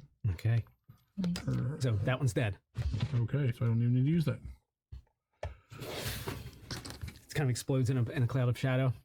Cool. All right, so I only have 15 more movement. Mm-hmm. Can I get to any of them? You can get to the one that's behind you, adjacent to Olive. Okay, I'll go after that one All right. and make my second attack. All right. You charge. You see the dragon chess piece after you kind of repairing it. You're kind of looking at this creature that you're just kind of hoping, please don't kill me, please don't kill me. Oh, never mind. Here he comes, and he just comes charging. Ah! All right, go ahead and give it a slash. 12. Ew. Okay, 12. That exactly hits. Ooh, No. let me make sure. Yeah, 12. Right. Yep, divine smite. Okay, All right. because I don't. That was a max roll last time. So Oh, that was another max roll. Okay, so that was 13 again. All right. Nice. So that one dies. Woohoo. Again, explodes in a battle of shadow. All right. So I'll stand up. Cole's turn. Stand up. Yeah. I mean, there's only one left. Maybe I should save the... How many slots? We have 2 repaired? Yes. Yeah. So it's at 2. So Should I repair again, or should I attack? You might as well kill it, because if you... Let's say you hit it once, and then... Is it hurt? No. Mm-mm. Because if you don't kill it, it's like, it's just going to attack it anyway. Alright, I'll attack it. All right. And with how close you guys are, like your next navigation check, if you roll really well, you can make it to the end in the next turn. Okay. Alright, I'll attack. Is he like at the helm? So he doesn't have to move, right? Okay. Alright. That's a 17 plus 6. Ooh. That is. All right. Yes, it does. Oh yeah, and you take your acid damage. Yes. 4. Thank you. Since you're using both hands to fight. And this acid rain just kind of whipping, kind of stinging into you, getting into your eyes. That is a 7 All right. damage. All right. And then I'm going to use my second attack. You got it. You come, you're able to kind of slash into its beak a little bit. All right. Nice. Nice. So I get the 6, and then I just do a 1d6 plus 5. Yep. All right, so that's a 1. So 6 plus 6 is 12. All right. Yeah, no matter what. After you kind of slip its beak, it just kind of, as it turns back to you, you kind of on the backswing, lop its head off. Its body just kind of tumbles as it comes down. Now, back at the top of the order, make one final perception check and then make a survival check as you try and navigate. If you roll really well, you'll be able to advance at the end in one big go. I was gonna say, do you want me to make the perception? And could she repair maybe one turn? Could she do a repair because she's like the mechanic, and I could do the lookout? That would be even better. Honestly. Just as like a safety thing. Plus, if we get 2, we'll move even faster. Yeah. Okay. Okay. So I'll do That's perception. another 8. Okay. 20. Okay. All right. So you did the repair. Yes. All right. So that does move you guys up 1 tier. So you are moving at just sluggish speed, as opposed to full speed. But you are moving faster than you would have been. And then what did you get for the perception? 20. 20. Cool. All right. Pretty low DC. Go ahead and make a roll. 15. 15. Nice. Okay. 14 plus 1. All right. So you were able to just exactly, because he had rolled a 20 and 15 was the threshold for that. You were just able to kind of push past. As you're getting to this point, you can see that as you guys are making it to the end, you see that there's this kind of giant shadow, kind of dragon-looking creature that's starting to kind of form in a little bit of the shadows, and then you kind of see it just and kind of flies off in the other directions. You can see all these other kind of tinier entities that are starting to kind of come through the kind of veil of the shadows that are kind of in front of you guys, that your ship is starting to kind of pierce through. The shadows are starting to kind of thin, that you didn't notice at first, being in the thick of battle. Now looking all about as all the demonic creatures are now gone, you can see that the shadow is starting to thin a little bit, and all these tiny entities that are coming toward you guys as you're kind of bracing yourselves for the next part of battle. You can see that they are all friendly kind of humanoid creatures that are riding on these little like mechanical, some of them are literally riding on broomsticks, some of them are riding on these like kind of mechanical, like almost unicycle type things that they're pedaling with their feet, that's letting out this exhaust fume as they're coming around. And some of them have like little tiny crossbows, some have these like big ballista type things, and they're all coming around and kind of zoom all around you guys. One tabaxi in general kind of pulls up next to you guys. We saw the shadows were acting kind of weird. We figured that a shipment was coming in. So we sent our forces out to guide you guys the rest of the way. Looked like this thing took quite a beating. It's like it's barely hanging in there, huh? Yes, sir. All right. Wait a minute. Is this skid mark? Mm-hmm. My God. I don't even know how. Whatever. We'll guide you in. He starts guiding you guys into the port of the town of Undertable, which is this kind of in real life. He stumbles through the kitchen door, and he kind of sees his blanket fort. As he does so, he kind of falls onto his knees, throws up a little bit, and then feeling just a little bit better, you kind of crawl a little bit, and then just kind of collapse for a brief respite inside of this underneath your little blanket fort under the kitchen table. You also notice that like from an outside viewer's perspective, that a whole lot of the kitchen, there's a whole lot of clutter, like dishes and everything are kind of piled up everywhere. You can tell that this house at some point was really nice, but has since kind of gotten like lackluster care, and that a whole lot of things are just kind of not put away. Some things are kind of dirty that normally you would expect to be clean in a house of this kind of grandeur. But like even just the fact that you have this kind of blanket fort under the kitchen table with all kinds of stuff there, and it's your parents have been fine with it. This kind of speaks to the little bit of level of neglect that this house has had. As you climb and kind of fall under the table in real life, cutting back to the hallucination, you are now, as you guys arrive at this skyport that is at this town, you guys get off and notice that you're kind of, there's this, it's a smaller kind of a town, but off the back of it goes this giant kind of step of like this rolling giant steps of this mountain that kind of goes up the very side of it and just kind of disappears into the kind of shadow network that is like the next level of like this kind of like sky shadowy storm that kind of permeates everywhere. But it looks like this little town is this little area of respite that is here, and it looks like all the buildings and everything are kind of, when you look at them from the side of your perspective, it looks like they're all like solid buildings, but when you look at them straight on, you can tell that they're like kind of, it is wood, but it looks almost like a wood painted blanket. The way that all the buildings are, it almost looks like it's made out of a blanket. Some things in particular, some buildings look very boxy, and like in real life those are like little like shoebox things that you have under there and everything. A lot of the people here kind of resemble more or less like little trinkets and like odds and ends that would be cluttered around the house. Even some like dust motes have been animated into like dust bunnies. Some of your favorite toys that are under here, one in particular is this paladin, who is like the closest toy in general to I forget what the paladin's name is. Your dad's friend that you had grown up like worshiping. You said in the beginning. Beginning with a D, I think. It was really quick.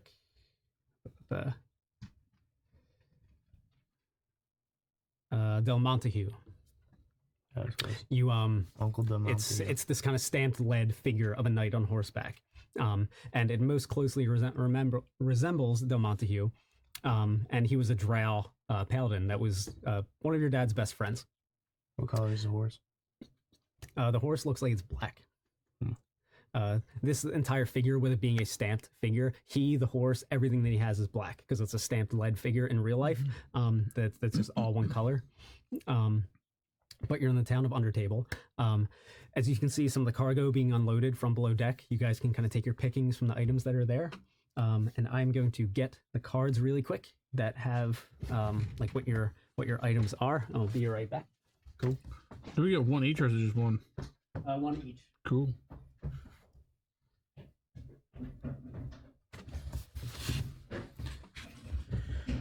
I hope I get something good. I'm looking for like a new hat or something, you know, something. Little, Yeah, a nice little hat. like a beret. Maybe a new feather for your helm. Oh yes, I would love one.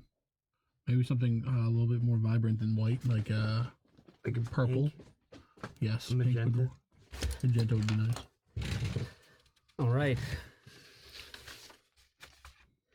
So you, my friend, get the grasping shield.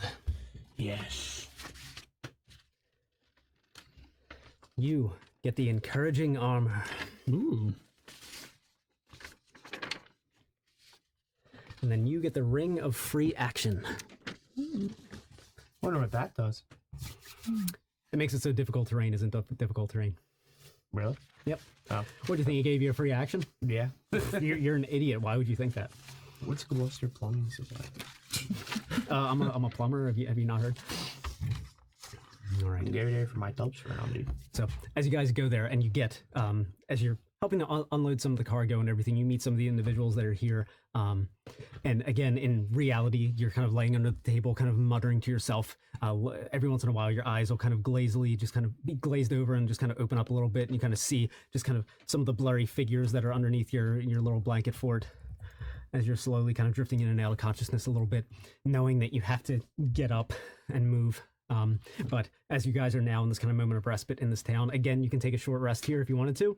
Otherwise, you guys can kind of talk to some of the townspeople a little bit. as they had welcomed you here. It looks like it's a pretty tiny town. It doesn't look like it's more than a couple dozen buildings and a few dozen individuals that are really here, as you don't have that big of a collection of things that are in the real world that are kind of here, and your mind is kind of animating everything that's under the table. You can see that there are still shops and everything. It looks like there is one in particular, like all-around shop called the Sinking Ship. You can see that it looks like it's the broken front of a pirate ship that's kind of just looks like it was ran aground and kind of cut, almost like it's sinking literally in the ground. And it looks like from the inside, there's just a giant hole into the side of the ship. And you can see that at the very front, there's like some kind of a storefront. On the left is like a different store. To the right, it's almost like a mini kind of like mall that would be there.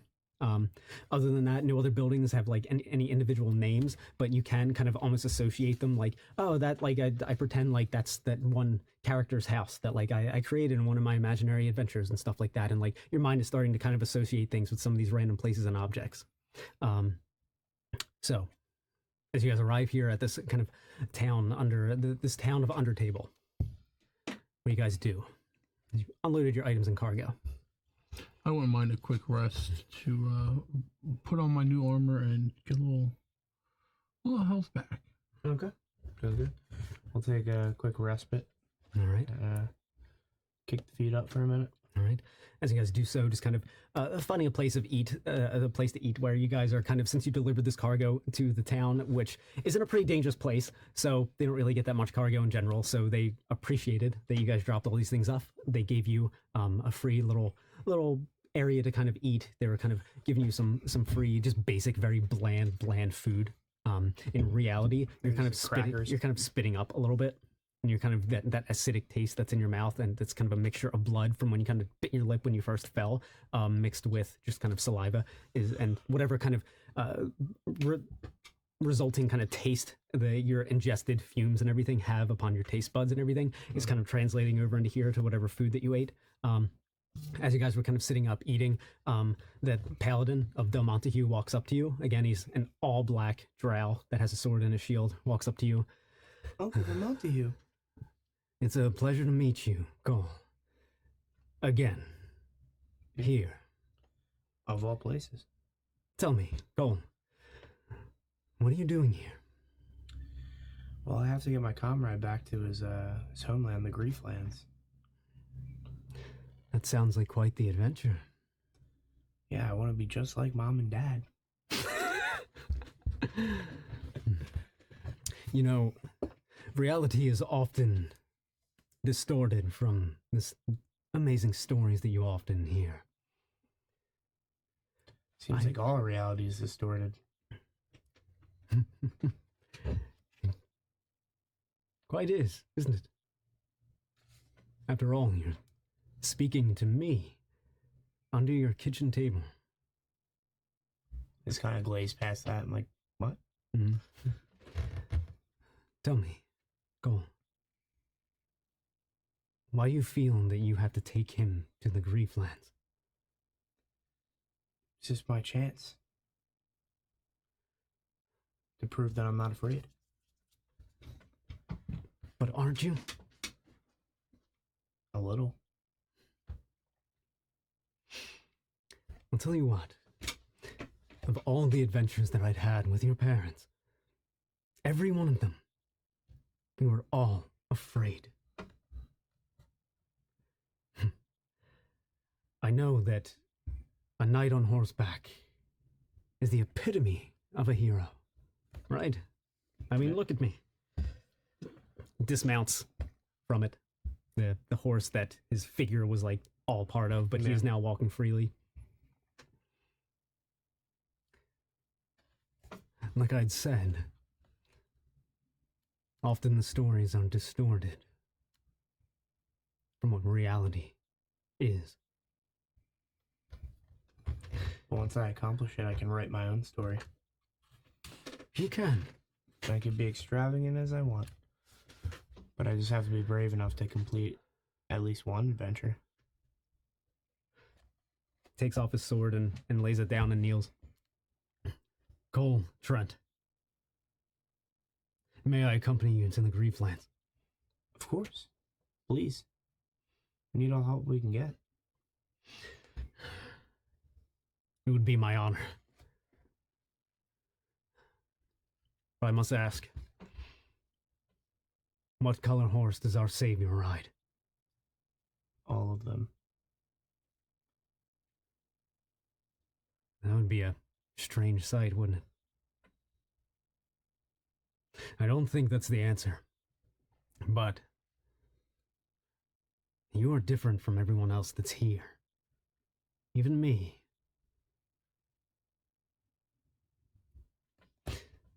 Maybe you're the savior, maybe you're not. That'd be even better. But again, all the times that we were heroes, at the time we didn't know it either. Well, how do you know? Personally,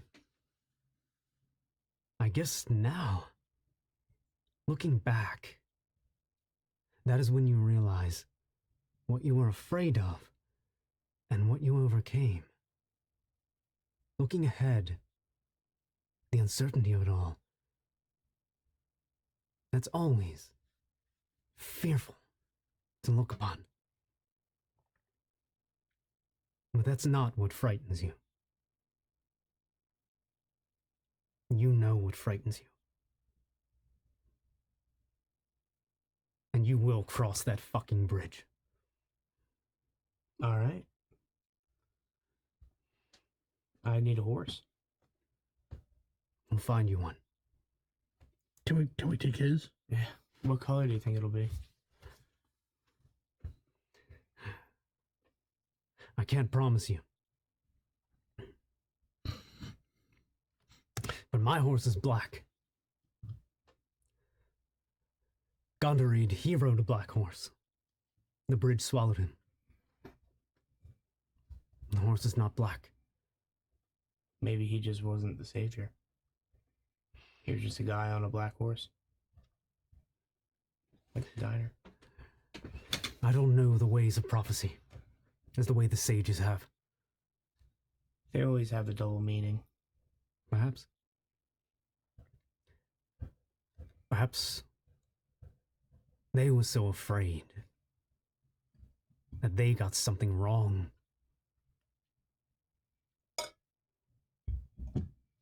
After all, everyone gets afraid, right? Fear makes us muddle things.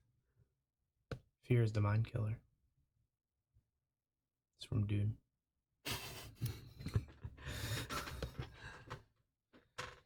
Tell me. I'll ask you a different question. Why is it that the last time I visited you, you wanted to swing a sword more than anything? But now, you rather toil away, brewing potions to be brave enough to leave your home and spin your own stories you always couldn't wait to get out there and begin. Something happened. One day, the excitement was replaced with anxiety and fear. We must get you to the Grieflands. For all of Hallucitania, I believe you are the savior. And we will find you something to ride. Let's do this. Is there anything else you guys want to do in town? In the town of Undertable. Is there... Well, I don't really have any money, so I can't buy anything. So we don't need a guide to get there now because we have Montague, right? So he can pretty much guide us. Okay. It's not difficult to get up there. It's the only ways to take the Aspirant's Rise. Just outside of town is where the base of one of the lifts are. I mean, maybe it might be safe for you to bring a mechanic along. Yeah, let's get you off that ship. You can come with us. That would be great, honestly. That ship was kind of getting a little lonely. Yeah, Help you guys out. The owner doesn't go with you. That's quite strange. He did not seem like the most caring type. No. He only cares about money. Yeah, unfortunately. All right. So, there's nothing else you guys would like to do in town? The town of Undertable? The Montague leads you guys immediately outside of town to the base of where that kind of rolling step-like kind of plateau is. In real life, you kind of sluggishly, after throwing up a little bit of spittle, wipe your mouth, slide out from under the table, stumble out of the kitchen doorway, and look at the stairs that lead upstairs to the upstairs hall. And you start to stumble and start to just kind of a little bit of spittle coming out of your mouth as you're starting to kind of climb up the steps. Back to Hallucitania, you guys are all at the base of that kind of carved stone-like stairwell, carved right into the side of it, almost like an escalator would be going up on a 45, is this kind of mechanical lift that goes on a track. There's this kind of, it almost looks like the equivalent of like a little like transport car thing that would be like in freaking like Disney World or something like that, except a little more vertical, a few more people can stand in it. And it's this kind of rickety wooden thing, but it looks like it stood the test of time. Inside of it, kind of like where the actual cab is, there's a little balcony that comes off the back, and on it is this kind of whole pulley and this kind of like hunched back, kind of like gremlin looking creature that's kind of waiting for you guys to board. And then it looks like when he pulls the rope, that'll start kind of cranking it up. And there's also this kind of clear tube that's kind of coming out of the wooden floor immediately next to him. That's almost like the same size as him, and it's a glass tube that's empty. The Montague's leading you guys up to it. This is quite the steep toll. But it is our only way to get up to the bridge from the Grieflands. We must do this. So what's the toll? I believe you're the savior. At least someone believes in me. Is the toll blood? It can be. What else can it be? Let's find out. Okay. Okay. You guys step in, the kind of gremlin creature.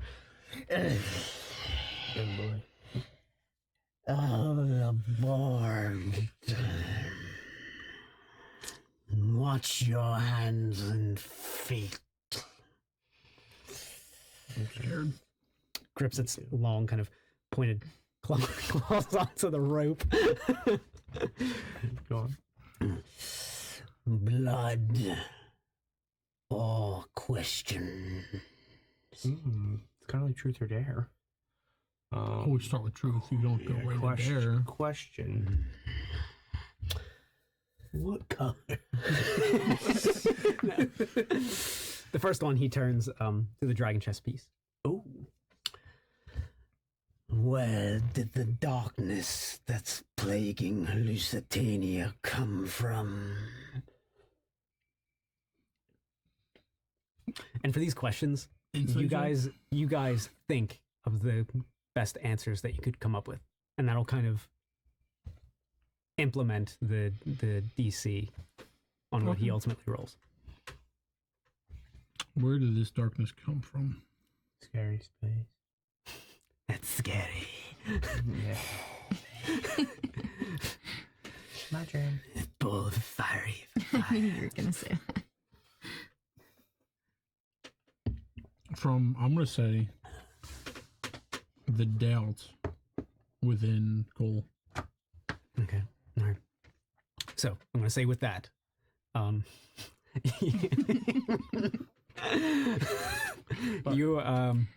you're going to make a Constitution save, and you are going to add 8 to it. Add 8? Mm-hmm. My God. Is that good? Did I do good? I don't know if that's good.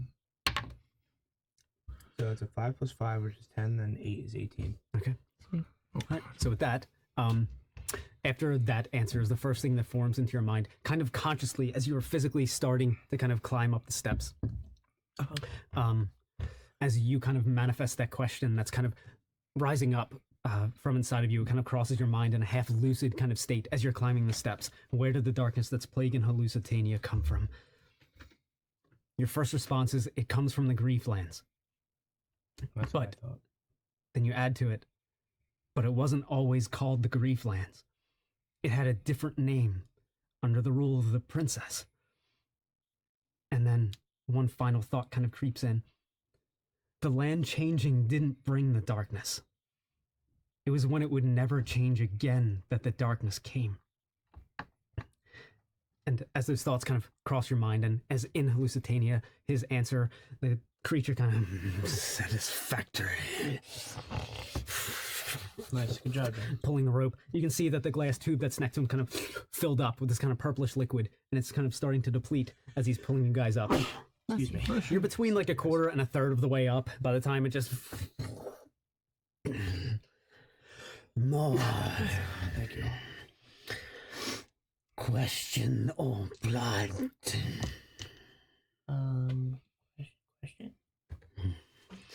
And this one's for you to answer, which all of you are still a part in reality of his consciousness.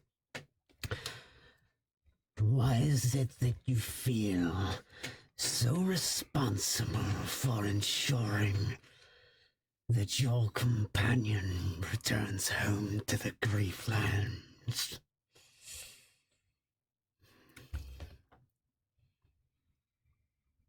So he can finally feel the courage in himself and the bravery in himself. Okay. All right. So with that, make another Constitution save. Add 5 to that one. A little vague. That's good. So 20 total. Oh my god, okay. 10 plus 5 plus 5. All right. So after that initial response, being in Hallucitania, you, again, hearing that question kind of on the outside, and it kind of wells up within you. Why is it that you feel so responsible for ensuring that you get your companion, the dragon chess piece, back to the Grieflands? You say, because I was the one who kidnapped him. And then you add, getting him home will stop the darkness plaguing this land, as well as the darkness plaguing me. And then one final piece. And then maybe I can help lift that darkness from the king and the queen as well. You can see it fill up again. Satisfactory. You're kind of pulling out the ropes and pulleys going, and again, you guys are going up this escalator. You guys can look down upon the kind of shadows that are starting to kind of be, not as so much like the storm that was over the chasms. This is more or less just like a shadow that's kind of permeating from the top of the mountains. The same thing that the way that mist kind of goes on top of regular mountain peaks out in the world, except this is a black kind of shadow. You guys get to where you're pretty close to the top, but again, the tank depletes, and again, he looks this time to you. Blood or question? Round 3, you gotta go dare. Also, you get +1 to saving throws while you're within 10 feet of me. I just remembered my piece of paper I literally got 2 minutes ago. I think we're going with the question. See what these questions are all about. I'm kind of curious. Okay. All right. In doing so, you guys are on the edge of this kind of precipice, all the kind of black mist starting to kind of swirl around you, obscuring most of your view. The kind of gondola-like thing kind of creaking beneath your feet, this creature looking up to you. Points his little bony fingers. You kind of feel it's a needle point kind of poking to you. Why are you so afraid to look to the sky?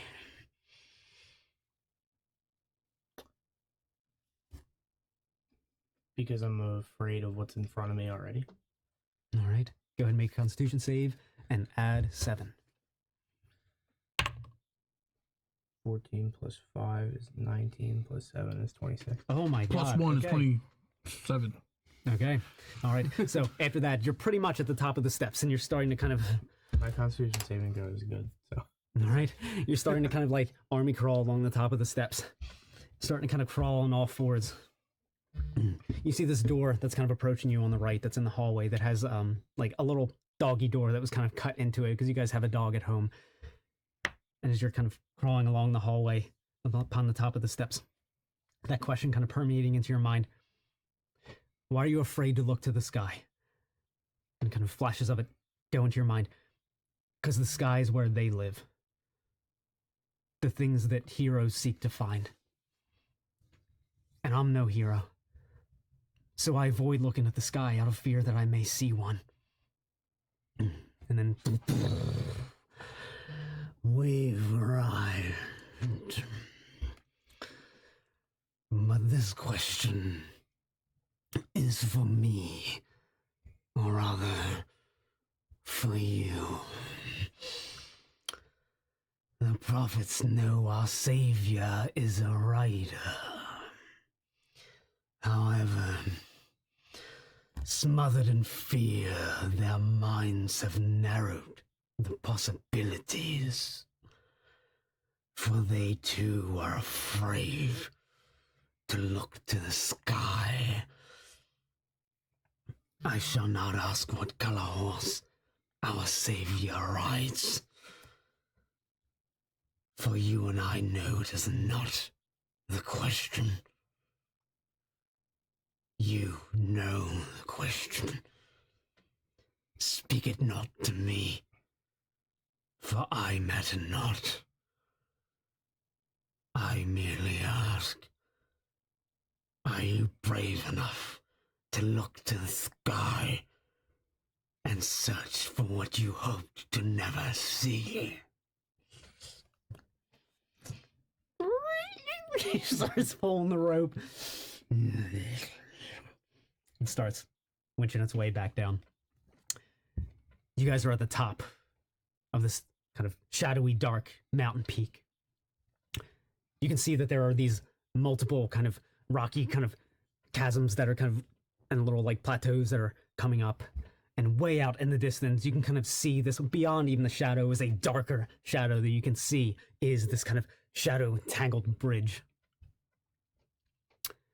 As you guys kind of are up here, you feel that this is different. You are no longer in Hallucitania. You are at the bridge to the Grieflands.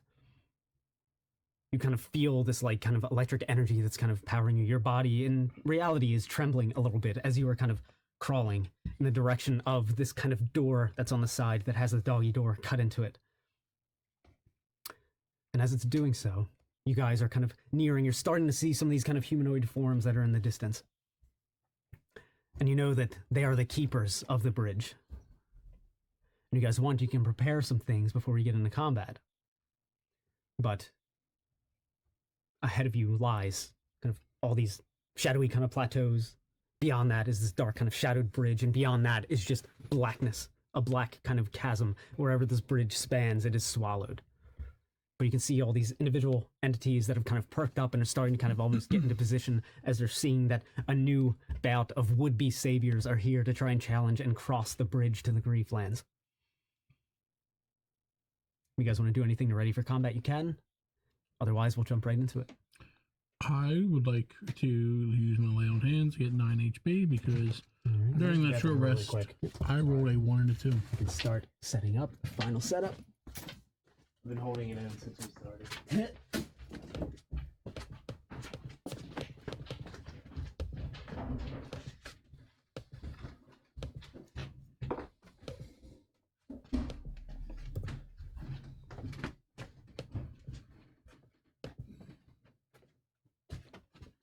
Oh. Cool. Oh my god, there's cannons.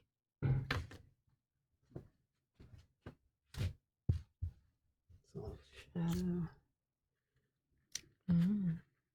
Bridge. Smothered shadow. Cool.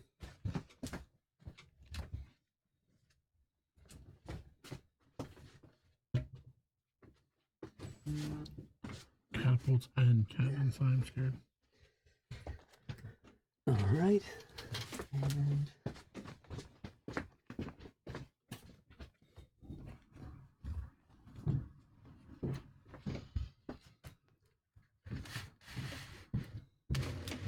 I'm gonna start wearing the ring. okay.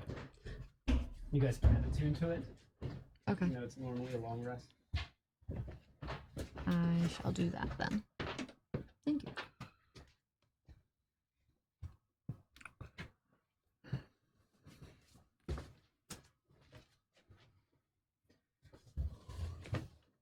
All right. The bridge to Terravithia. God, that's such a sad. I just remember, like, isn't that the one where like the kid drowned?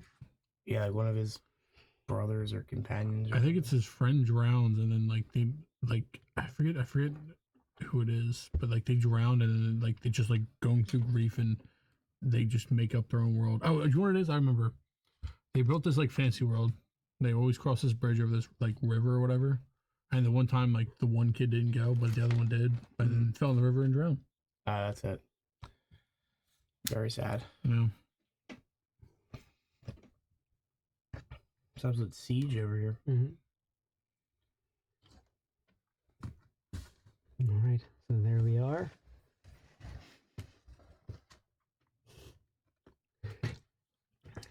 All right, so with that, we will go ahead and roll initiative.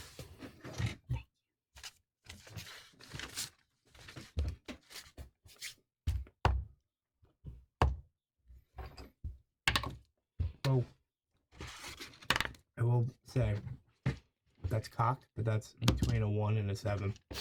So, no, that's not much better, but whatever. 12. All right. 14. 16. Well.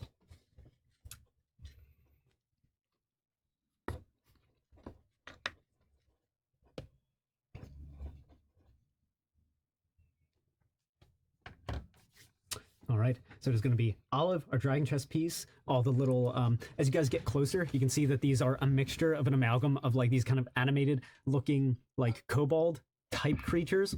And then like some of the dust and everything that's around the dog door to the door of the bedroom has animated into what's pretty much like these dust bunnies is what you guys are kind of seeing. So it's a mixture of like these kind of animated kobolds as well as these animated dust bunnies. You can see that there are some cannons set up, catapults set up in the back. As you guys get close enough, you're able to make all this out, and you can see the bridge at the very end that's kind of smothered in shadow, and that is the bridge to the Grieflands.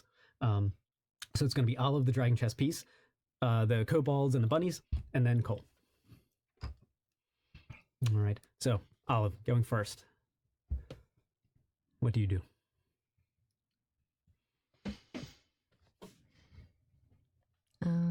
Stab me. Yeah, I'm gonna do some.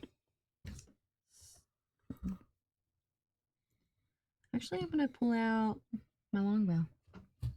Okay. I was gonna say I don't have any range. These guys look kind of far. Let's see. I guess I'll go for the one that I can see the best. All right, and then there's our Del Montague, actually. Forgot to roll for him. Oh, he's last. That was a 3. Yikes. Yeah, you can. All right, what are we doing? I think that one right there. Gonna go for the longbow. Okay. Go for longbow attack. First attack. It's going to be an 11 to hit. All right, so that If you're missed. within 10 feet of me, or is she within 10 feet of me? Yes. Yes. +1. Okay. 12. Nice. 12? Yes. That hits. Oh, okay, it mattered. Thank you. All right, cool. So that's for the first hit. That's +1 for attack rolls and saving throws within 10 feet of me. It's gonna be wow. That's actually really good. So that's gonna be an 11 damage for the first hit, Okay. and then for the second one, it's gonna be a 12. All right. Do I get a +1 from that as well? But it hits regardless, right? Yes. Yep. So that's for the second one, and then that's 7 damage for the second attack. All right. So with that, with the 7 for the second attack, you shoot. Shoot. You can kind of see the kobold just falls and dies as 2 arrows kind of collide with it. And you can see that some of the other creatures start to kind of like come a buzz with kind of activity as one of them has just kind of fallen. So if you would like to move, you can. I guess yeah. I'm gonna go towards this area right here. All right. 5, 10, 15, 20, 25, 30. Cool. All right, cool. So with that, it is now our dragon chest piece. What would you say your name was? I did not, because my name, it's an Ib? No, it's I believe it's Ig is my designation from Cole. Got it, cool. Ig. So I really can't get any range. That's okay. I'm going to first as an action, I'm gonna cast Bless. All right. On everyone but me. So all three of you get a D4 to all attack rolls and saving throws. Stay blessed. Sweet. Even though Montague? Yeah. I'm gonna do him. Go. All right, we are blessed. Put my D4 aside right there. I'm going to. Okay, that was an action. I just have to start charging at people. Yeah, I know. If you don't have any range. I didn't want to be like too far from everyone though. But, so I'm gonna go 1, 5, 10. I'm going to try to go 30 feet towards those creatures. I will be able to get in range. I could dash. Oh, I can't dash. You can get about here. Good job. How many creatures are within 30 feet of me? They're not up top. Yeah, these two are. What about those? Those definitely No. right. Okay.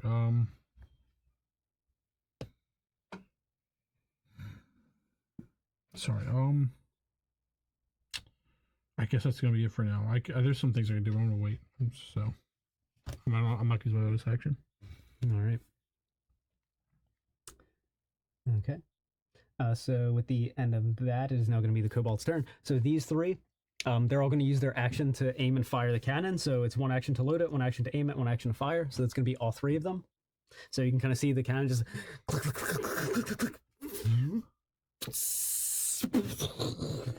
as it shoots, and is going to shoot at you as you're charging at them. So it is going to roll to hit. It gets a +6 to hit. That is a 19 + 6. It's 27. 25. That was not good math. Oh yeah, 25. I added one instead of subtracting one. Oh yeah. So that is a lot of damage. Oh. It's a good thing I just hit the floor. Yeah, for real. Oh my Wow, God, the crappy he's still rolls. rolling. That's a lot of rolls. Yeah. It's 8d10. Oh my god. What? Last night we let the wind. All right, so that's the MCA in there. all right. So that's 52 bludgeoning damage. 52. What? No. Okay. He's No. down. So you Oh, see you're him. down. You see him charging in, and all of a sudden, cannon explodes and just kind of he holds his shield up, and it just boom catches him off, and it still knocks him down as the cannonball goes rolling out. So that's it for them. Bye the bless. Yeah, concentration's done. All right. Well, that lasted long. I was like, I'm the tank. I'll go run. Why are they trying to stop us? So these two are going to mount here. Load. Aim. All right. This one is going to go ahead and is going to use the skunk cage that it's going to throw. Oh, what? That's only 20 feet, so it actually doesn't reach. Neither does the acid or anything. So, all right, it is going to use a regular attack against you. Is it ranged? Yes. So it's disadvantage. Yeah. All right, yeah, so it's only 13. Misses. All right, yeah, so that missed. And then this one is also going to make a ranged attack against you. That first one's a natural 20 No. and a 6. So missed again. All right, these ones back here are going to load the catapult. I'm so glad I got knocked down, so the attacks would miss me. So, oh yeah, it's actually 2 actions to load. So all they did was load it. They didn't do anything else yet. And then this guy, 10. So that's difficult terrain. So 5, 10, 15, 20, 25, 30, and he's within range. He's going to shoot you. He's going to have disadvantage again because you're prone. So again, that's only a 9. So missed. All right. So all those kind of shoot and attack you. You can hear the like shadow storm in the air, all just kind of all starting to kind of like go crazy and starting to kind of build up ferocity that's all around you as this is all starting to kind of come to a head.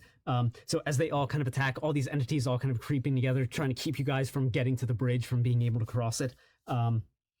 As they are the keepers of the bridge. In real life, you are kind of on your knees, pretty much like you got onto one knee and you're kind of looking up at the door that has the dog hole kind of cut into it and just kind of looking up at it, still in your hallucinatory gaze. All right, so with that, it is now going to be Cole's turn and then Del Montehue's turn. Demonte, what do I do? Fight to get to the bridge. Fair enough. Maybe I could try to take out one of these guys, or how many people are working that cannon over there?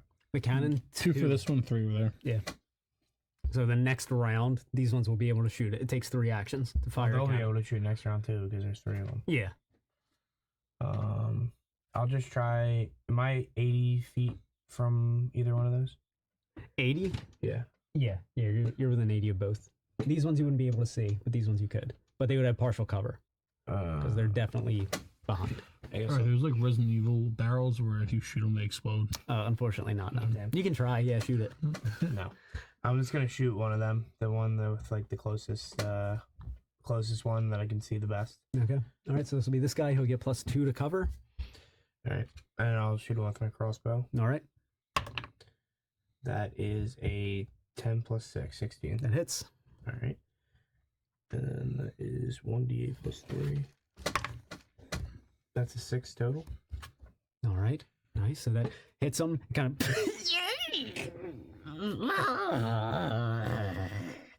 He's still alive. Still pretty good. Yeah. Just has the kind of crossbow bolt in his shoulder. I'm gonna go for him again. All right. Crossbow. 14 plus 6, 20. All right. Yeah, that hits. 1d8 plus 3. That's a 7 plus 3, which is 10. All right. Nice. So with that, that takes him out. As the second one kind of comes, kind of goes in an awkward angle, kind of punches the egg, see some of its brains and everything come out the top as it just kind of collapses in a little heap. All right. So that one's dead. I'm gonna use my movement to take cover. All right. This way. Ooh, This way? whichever way. If I get behind that thing, will I not be able to get shot by the cannon? Yeah. I mean, either one of them, you won't, as long as you're behind them, you won't be able to get hit by the cannon. Yeah, I'll go towards that way, All right. just so I can 5, kind of start 10, making my 15, way, 20, so I can take one of 25. them out. 30. Yeah, so you're definitely hidden behind both of them. All right, All right. and that will end my turn. Okay. All right. So that's the end. It is now going to be Del Montehue's turn, and he's going to sprint forward. Not on my watch. He's going to use his action to stabilize you. He's going to use a healer's kit, and then he's going to feed you a health potion. Is he a paladin? So he'll actually do that first. Sort of. Okay. He's not an actual paladin, but he looks the part. He's a I figurine. was like, So- give me my He's going to actually feed you a healing potion, and you take... So you regain 8 hit points. Yeah. You're brought back up. Here, take this. He's kind of holding it, feeding it to you. There you go. All right, now burp. Burpee. New parent. It's on our mind. Can we get some burps? We got some burpees for us? All right. So that's going to be the end He of... didn't do a good enough job, and so I you can stopped actually... crying. You can still move. Yeah, So 5, 10, 15. He's going to move over to there. All right, so that's going to be the end of his turn. So now we're back at the top of the order with Olive. What are we going to do? I'm gonna use my longbow. All right. To that one. This one? That one. All right, shoot him. He picked me up too. Or do I have to use my half movement to get up? Oh, right. Yeah, it is half your movement. Okay. I believe. I think with it, yeah, you're just brought back to 1 hit point. Yeah. Yeah. It is. 15 to hit. 15 hit. That hits. All right. You see him kind of picking them up. You ready your crossbows. They're kind of distracting you. Shoot. It's gonna be 10 damage. All right. Nice. So that collides with this one. The little dust bunny guy is kind of collides with its stomach. You're kind of grasping both of it, holding its sword out, and kind of holding it. It's still up, but it's really, really hurt. Okay. right. Going to, for my second attack, I'm gonna shift over to probably that one, the cannon. Okay. All right. So that was going to get +2 to cover from where you are. Actually, it's going to get +5 because it's almost completely hidden. Never mind. Could she move up maybe? Like to... It's hard for me to see. Yeah, so this is difficult terrain, but you'll be able to ignore that because you have your ring. Yeah, I'll do that. So if you wanted to, yeah, you can climb up here. This would only be 5, 10, 15. You can shoot it and then get back down. Okay, I was Perfect. gonna say. Yeah, I'm definitely I was trying to go around it, but if You you can get just up see there, her with a Getting cannon-sized hole through her. Like a cartoon, like Wile E. Coyote. yeah. right, make your I will attack. do that. All right, so that's a 13. No, That hits. Roll damage. Okay. 4. Okay. All right. So you shot a new one, correct? So you shoot that one. Again, the arrow kind of missing most of the way by. It kind of grazes the top of its shoulder. Other than that, it's okay. You can use the rest of your movement to hop back down. Yes, please. All right. So you're hidden from the cannons. You guys can't get hit. Now going to Ig. What are we going to do? Now you're going to use half your movement to stand up. You shot one. Was I right there? And this is very important. Where was I back? Yeah, diagonally back. So like that one, yeah. Yeah, we can give you that. Okay, the reason is because I have 15 more movement. I want to get behind, I want to get like under the rocks, right under those guys. Yeah. All right. So I have some cover. Okay. And then for my action, I'm gonna go ahead and just use all my lay on hands, and get myself 16 more HP. All right. I'm gonna use 15, and I'll leave 1. Never know. Yeah. And then I don't think I have any bonus actions I can really do. No, that'll be it for now. Okay. All right. So the other two in the back go into the kobolds. They're going to ready their catapults. These two. This one is going to use the skunk. It's going to throw the skunk in the crate at you. Doesn't even have to roll to hit. Yep. Sprays a creature within 5 feet. Make a DC 9 Constitution save.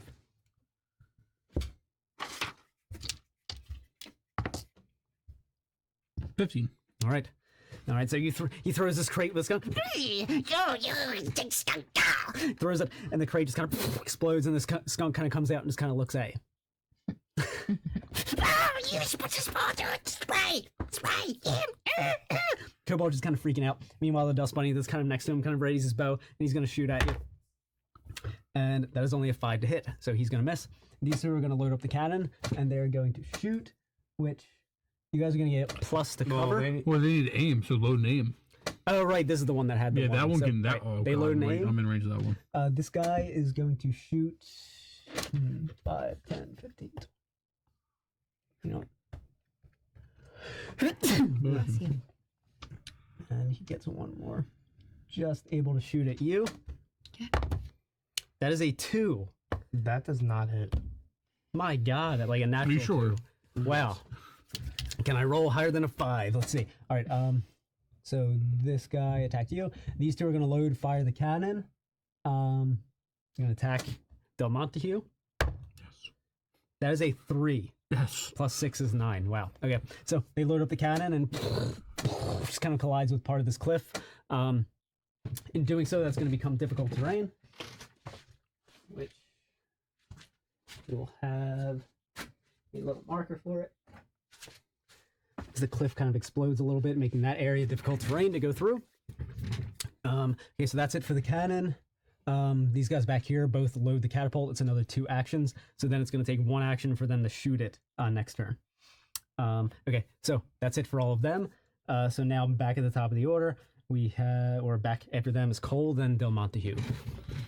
All right. I'm going to try to sneak my way around the outside and see if I can shoot one of these cannoneers here. All right. And I want to leave some movement to get back to cover. Okay. All right, I can see that one plainly. Yep. Yeah, the rabbit in the back. Yeah. All right, I'll just use my crossbow again. All right. That's a 9. All right, that misses. All right. And that's a natural 1. All right, yeah, I'm gonna say it also misses. And then I'm gonna go hide. You just poke out. It just kind of flicks off, and then you just quick get back. You don't even know if they hit or not. You're just kind of like, did I hit him? I don't know, but it felt cool. Can you move closer and get up and get in cover? I can't see where my guy is, so I don't know. Yeah, so you were here. So 5, 10, 15. Yeah, you could hide from the cannons. All right. And be there. Yeah. Okay. I don't want to get hit by those. All right. Yeah. You kind of hear Del Montague as it's now his turn. Don't get too far ahead. I can't protect you out there. Not that I can really do much against all this cannon fire and everything. Can you feel it? Something's coming. And he is going to come up, swing at this one with his sword, and that is going to be a 16. He's going to hit, and that is going to be 9 slashing as he's going to swing again, and that is going to be a 14, which hits. And he does another 9 slashing, so as he stabs it kind of through the head, pulls it out, kicks it away. We have to get you across that bridge, boy! Alright, so that's the end of Montague's turn. Now getting closer to the top of the order. As we're getting nearer to kind of the climax, you can kind of feel, I would actually say, you can make a perception check really quick. Because you were the closest one to the bridge and the one out there by yourself. Alright, I'm pretty sure that would only be 1. Yep. 19 plus 1. Okay. 30, 20. All right. So you get the feeling that certainly after this flow of rounds, something is going to arrive here. And it's... Can I look to the sky? You can. What do I say? All right. I would say make another perception check with advantage. Right row. That is a 4 plus 1. So that the first one's a 5.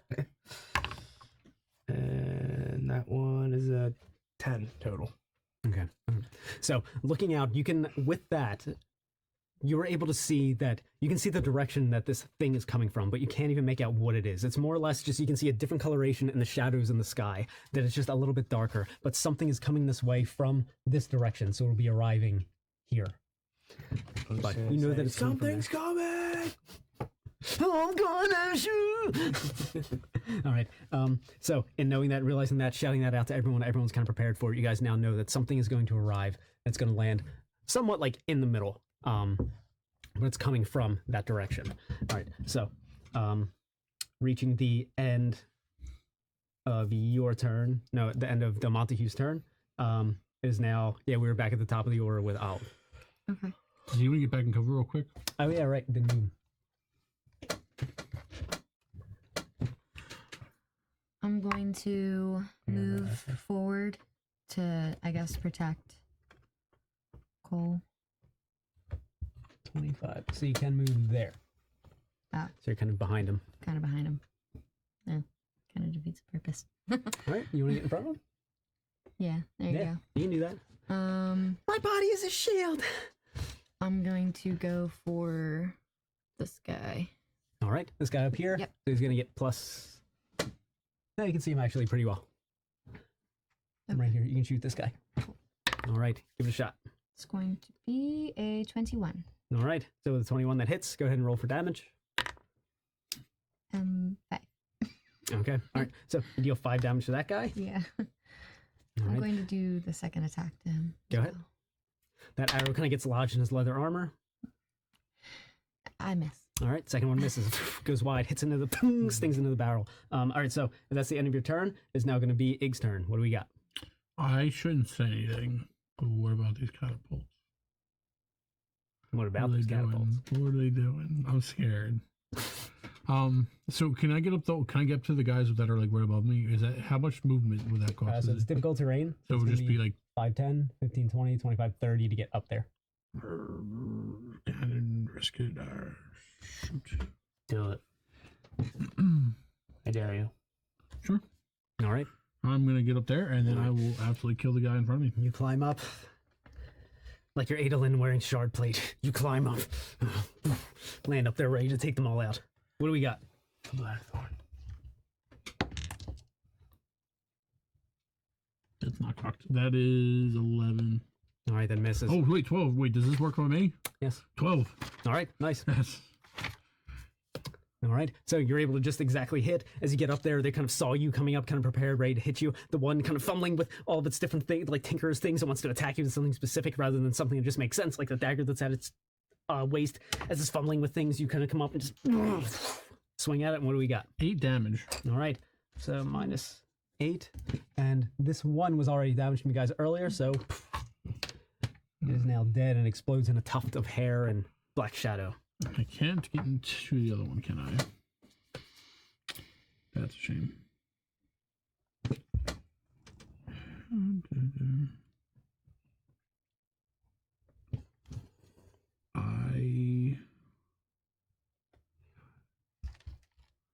Hey, that's it. That's it. Yeah.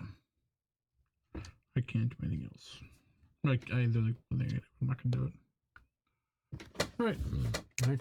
So Kobold's turn. So these two, seeing you as the only person that they can see, they shoot the cannon. So there's only a 13. That is enough, however, to hit this kobold that's here that is right in line with you.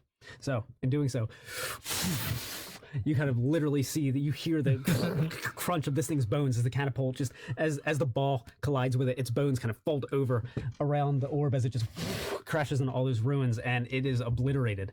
All right, so then these two are going to finish loading Oh, I forgot about that one. this cannon, and now they are going to shoot at you. Oh no. That's a natural 1.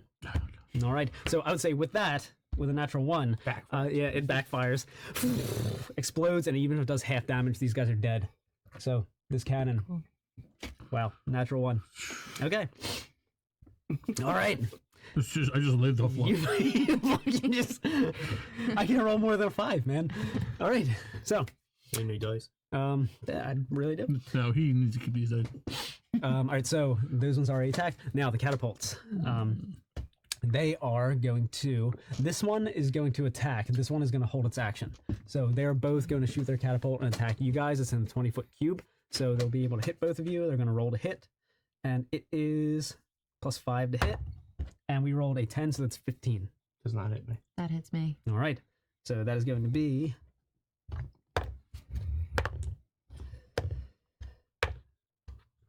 Like, how much damage?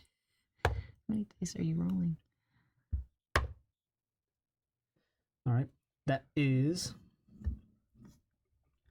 400 damage. 42 bludgeoning damage. It's safe to say that I'm down. Okay. Yeah. All right. I'm So definitely down. you just, here comes a catapult. You slide out of the way. She's like, what? Looks up as it kind of collides with all the rock that's all around you. She more or less gets kind of hit with more of the debris and everything than anything, but she gets knocked down. All right. So that is the end of all those ones. These ones, again, are going to hold their action as far as shooting it. And so now it is Cole's turn, then Domont to you. All right. I'll use my action to stabilize her. All right.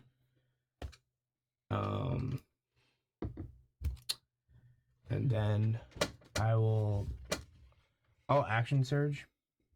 Okay. And then I will shoot. That catapult's done for a while, right? It takes like 3 whole turns for it to like do it. I'll start trying to kill off. Can I climb up? How many? Are there 2 people up there? Yeah. Oh, yeah. I don't want to do that. I almost just hit that mic. The classic Dean move. Yeah. I'll just attack one of those with my crossbow. Whichever Okay. one I can see the best. All right. And if I have to back up the angle, if I can't see them properly for like any cover, then I'll use a little bit of movement for that. Okay. All right. So that's a 14 plus 6. All right. That hits with a 20. 1d8 plus 3. That's a 3 plus 3. 6. And then my second attack is a 12 plus 6, which is All right. 18. That hits. And that's an 8 plus 3, so that is 11. All right. So you will take them both out. You will hit them both, and they get taken out. Their bodies kind of drop dead. One of them turns into a puff of hair. The other one kind of drops dead as a kobold. So if that is the end of your turn, you still have your movement. And you got your downed comrade right next to you. Yeah, I mean, I did stabilize her with my first action. Excuse me. I'll start to try to make my way like towards like Dalmontahu and Ig. All right. Sort of retreat a little bit and try to make my way back over to them. All righty. That's the end of my turn. All right. Montague's turn. Wait, can I make a perception check to see if that thing got any further? Yeah. 17 plus 1. All right. So you understand that it's still in the same trajectory and it will be landing there right after Montague's turn. It's pretty much here. All right. Brace for impact. As you can see its silhouette coming through the shadows, everyone can kind of start to hear a low rumble that's beginning to form as it's approaching the Montague. Something's definitely coming. I'm on my way, Savior. And he's going to dash 10, 15, 20, 25, 30, 35, 40, 45, 50, 60. As close to you as possible. And then so that's where that is going to be. So, Digital Montague comes. You can kind of see from the shadows, kind of breaking the silhouette from all down there. You see this green dragon. Oh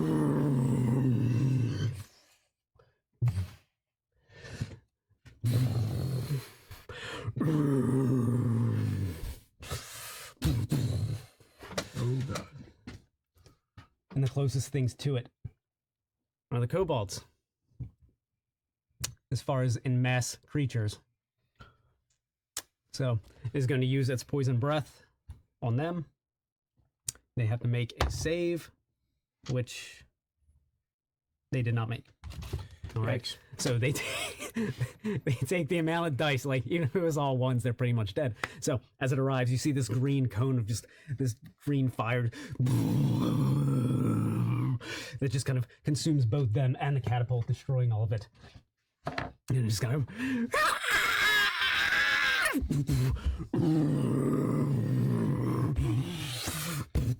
whipping its tail all about, looking for the next thing that it's going to feast. And I would actually say, in the meantime, make a constitution, or no, make a perception check. Perception check. You're perceiving. 19 plus 1. Okay, all right. As soon as the dragon arrived, you felt some kind of a connection to it. You get this sense that that it is here for you, but not to eat you, not to burn you. It is here to challenge you. That's kind of this kind of feeling. You don't feel like, oh no, this beast came here to kill me. I'm about to ride this green dragon. You felt it is here to challenge me when it arrived. But the rest of you are all kind of perceiving, oh shit, this green dragon just kind of fucking came out of nowhere, and it is just, you can tell that the fact that it attacked the kobolds, it was looking for the biggest group of people that were as close to it as possible, and it just obliterated them. And like, it saw the catapult and all and obliterated that, and it's going to, without any kind of discretion, just attack anybody. And that is at the top of the initiative order now, as it just went. So now we are now to Olive's turn. So you're stable. So I forget if she's stable. Can she get back to 1 hit point somehow? That's what my Is next question stabilizing was just giving her 2 death saves? Stabilizing makes it so she doesn't have to do any death saves, but she's incapacitated still. So yeah, you have to wait until somebody Heals you. Yeah, heals you. Okay. You have to make a medicine check on you with a healer's kit. Okay. Or give you a health potion or something. Okay. I don't have any of that. Oh man, I got 1 HP point I could give you that. I'm all over there. It's all good. All right. Okay. So that's the end of your turn. You're stable but safe. All right. So now going to Ig. What do we got? If I dash, how far can I get? Let's see. So If I want to jump, I don't care. Okay. Yeah, I would say make an athletics check. So it'd be 15, 20, 25, 30, 35, 40, 45, 50, 55, 60. Cool. Close. 21. All right. Okay. So you successfully jump down. You don't trip or fall or anything like that. You're able to do your full movement. So yeah, with diagonal squares counting as twice, and then you do every other one, you're able to get about there. So you're just shy of where she is. But she is in range if you're able to cast any kind of spell. That's not self range. Other than that, that's going to be the end of your turn. It is now the kobold's turn. And these ones who held their action, they are now. Shoot catapult now! Shoot dragon now! And they kind of launch it at the dragon. Real quick. So I don't think this says. I thought this was only for.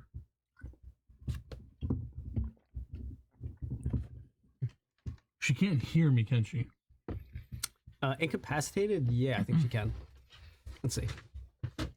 Incapacitated, can't take actions or reactions. That's it. So yeah, she can hear you. She's not Okay, unconscious. as a bonus action, I will use my Channel Divinity for Turn of the Tide. And as a bonus action, I can bolster injured people. Each creature within 30 feet of me that doesn't have more than half its hit points get a d6 plus my charisma modifier. All right, perfect. So So- there you go. You're back up. That'll be me. Hold on a Thank second. you. It'll be 5 HP. Better than this. And if anyone else is in 30 feet of me, and your HP is like half or below, then you get it. Thank you. Alrighty, nice. Okay, so with that, if that's the end of your turn, You could say I turned the tide. So the kobold shot like that. shot that, and they're the only ones that are left that are guarding it. So they are now going to do vain kind of shots as they're kind of panicking and breaking out their bows and shooting at the dragon. That is a 4. They're doing 2 damage. Okay, yeah, wow, that actually hits. All right, he did 6 piercing damage to the dragon. All right, so you just kind of see 2 arrows. One just kind of goes way wide, and then the other one, almost like a friggin' little like toothpick that somebody threw that landed on somebody. This little arrow just ding, sticks into the side of part of the dragon's neck that literally just kind of wedges between 2 scales, not even enough to really even pierce the flesh.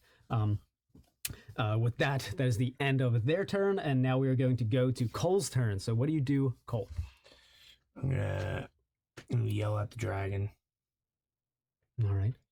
What do you say? I'll say, you are now my steed. You are my horse. All right.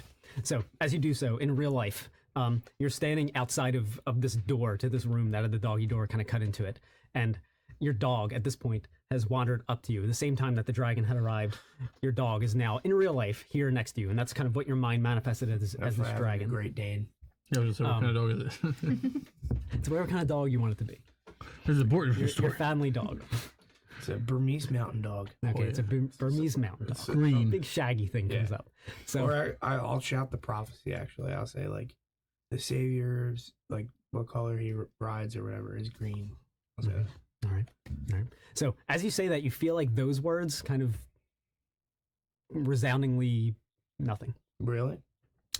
However, it again in reality, your dog came the same time your mind manifested as a dragon. You are now kind of on one knee. Your dog's sitting next to you, and as you're both sitting in front of this door, and you're kind of one arm around your dog and one hand kind of lightly kind of touching onto the doorknob, this kind of fear that's kind of in your chest. And going back to the hallucination, as you say that to the dragon, you can see it kind of as it puts his kind of 2 claws down and turns to face you. And as it does so, do you choose to lock eyes with it? Yes. Okay. All right.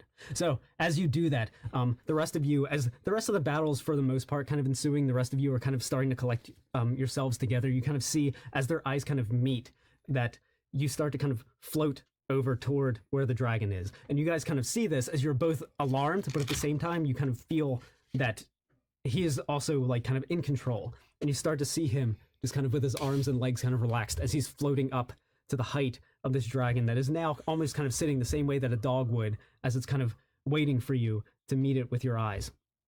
As you do so, without even like kind of realizing it, as you're floating toward it, your one hand starts to kind of raise. And just like how in real life, how you'd put your arm around your dog, right as you did it, you connect with the dragon. And as soon as you do, it just kind of flies off and takes you along with it. And the two of you are kind of swirling through the shadows of the sky as you're kind of holding on for dear life. And the two of you are now kind of locked in this contest. Not even so much a contest of physical strength, but this is both of your minds feel kind of connected. And you can feel that the dragon has now challenged you to whatever your mind has kind of called this challenge. Call it like a ritual of Chud from It almost. Yeah. As the two of you are kind of locked together.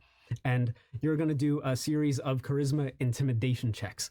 And as you do this, the dragon first initiates it by swinging the first blow. And in your mind, the dragon shows like this image of insignificant lesser beings all baring their throats before a superior being such as the dragon.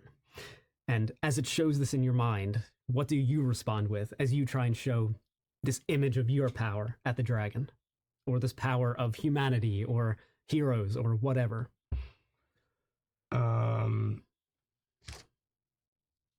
I'm just going to show an image of like a strong like family dynamic, like, you know, father, mother, kids, dog. It's like living happily or something. All right. So roll your die and add 10 to it.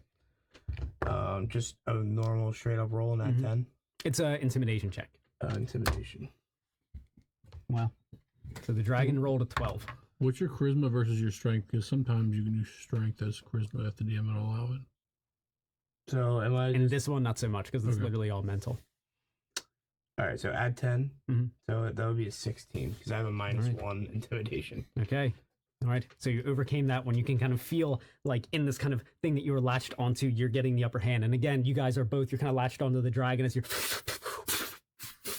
flying through all this kind of shadow in the sky. Still down below, you guys are all kind of, the battle kind of came to a lull, even though a few more entities had kind of sprung up and came. You didn't feel as threatened by them because even the ones that existed, the new ones that came and arrived, some more dust bunnies and kobolds, everyone sort of like unanimously just like kind of dropped their weapons, and they're all kind of waiting in the sky to find out exactly what's going to happen from this creature that can single-handedly kind of wipe the whole battlefield, as this person just kind of disappeared with them in the air. Everyone, on both sides, are all kind of looking up, waiting, and the rest of you are just kind of collecting together and kind of like bashing up as all this kind of this lull in the battle has happened, and you're kind of waiting for this climax.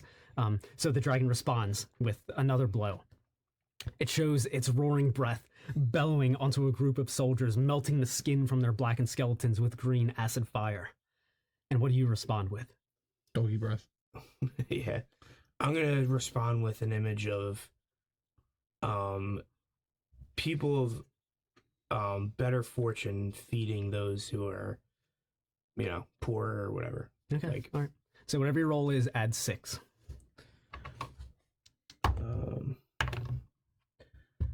17 plus 6, so that is 23 minus 1. 22. All right, so again, you feel like you got the upper hand. As this thing, as you are whirling through the shadows, you feel like you are gripping onto this thing, and you are both kind of mentally getting a better grasp of it, and you are physically climbing some of its scales without even realizing it, as most of your focus is still within your minds that are linked. And one final time, the dragon angrily shows that the might of a dragon's physical exploits is enjoyed. But it's poison that leaches into the minds and into the hearts of others. As a result, in the aftermath, is a feast to be savored across the remaining lifespans of the puny creatures it influences. This dragon relishes on what its exploits does to the rest of the world as a result. That's what it savors. And that you feel sting deep into you. And how do you respond? I'm gonna respond with an image of me with a bunch of destruction and everything around me, but still like looking up, like looking forward. All right. And in real life, you're clutching onto your dog. At this point, its fur is all kind of wet and stuck to your face as tears are going down your eyes, and you're kind of trembling as you're holding onto this doorknob to this room. And so go ahead and roll a d20 and add 12 to it. And the dragon will add 8, so that is a 16. So that is a 25 minus 1, 24. All right. I got 13. So on the roll. The lot of you standing in this lull of the battle as the rest of the creatures, everyone kind of dropping their weapons, looking up to the sky, and all the twisting shadows that are waiting.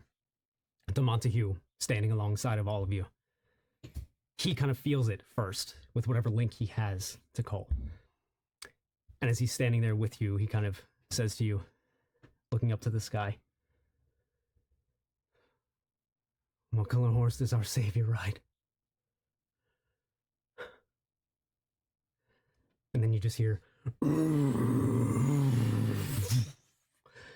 as from the shadows, this dragon emerges with him riding on its back, blowing your hair and your capes and everything forward. You can feel the heat from like the furnace of its stomach from how low it flies as it goes over you. And he just kind of looks in after it. "None. He rides a dragon." And as so you fly into the shadows, there are all kind of like animated tendrils being this close to the bridge as you are flying this dragon back straight toward the bridge. You can see all the shadowed tendrils of it all kind of animate from swirling, gripping the bridge to instead act as you were going into it, and they all try and swarm around you. And in one final act, each one of you recall one moment of heroism, either from this adventure or that you can even think of in your mind to manifest.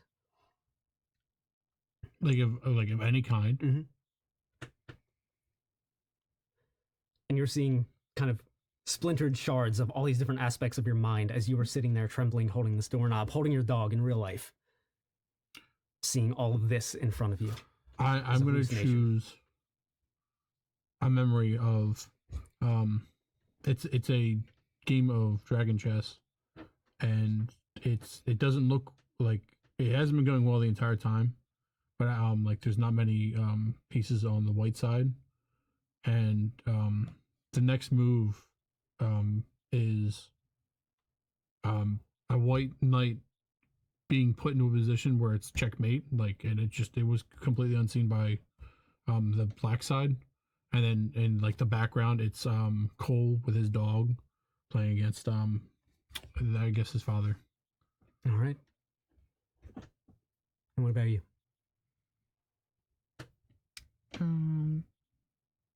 So we're just thinking of heroism? Mm-hmm. It can be related to the story, it can be related to your character, it can be related to anything. These are thoughts that are bubbling up within his mind within the very end of this. I guess As everything's coming to a head. a memory from being on the ship and helping a fellow traveler by defeating, the beings that were trying to go on the ship. Okay. And then one final push, if you can come up with an additional thought or memory or heroic moment, either from this adventure or from one of the ones that your parents had told you over the years. Okay. I'll think of one where my father ran back into a collapsing building to pull out a toddler or something like that. The one that he told me about, he ran into like a crumbling building and there was a woman there like crying that her kid was still inside, and he ran in and he got her out. Okay.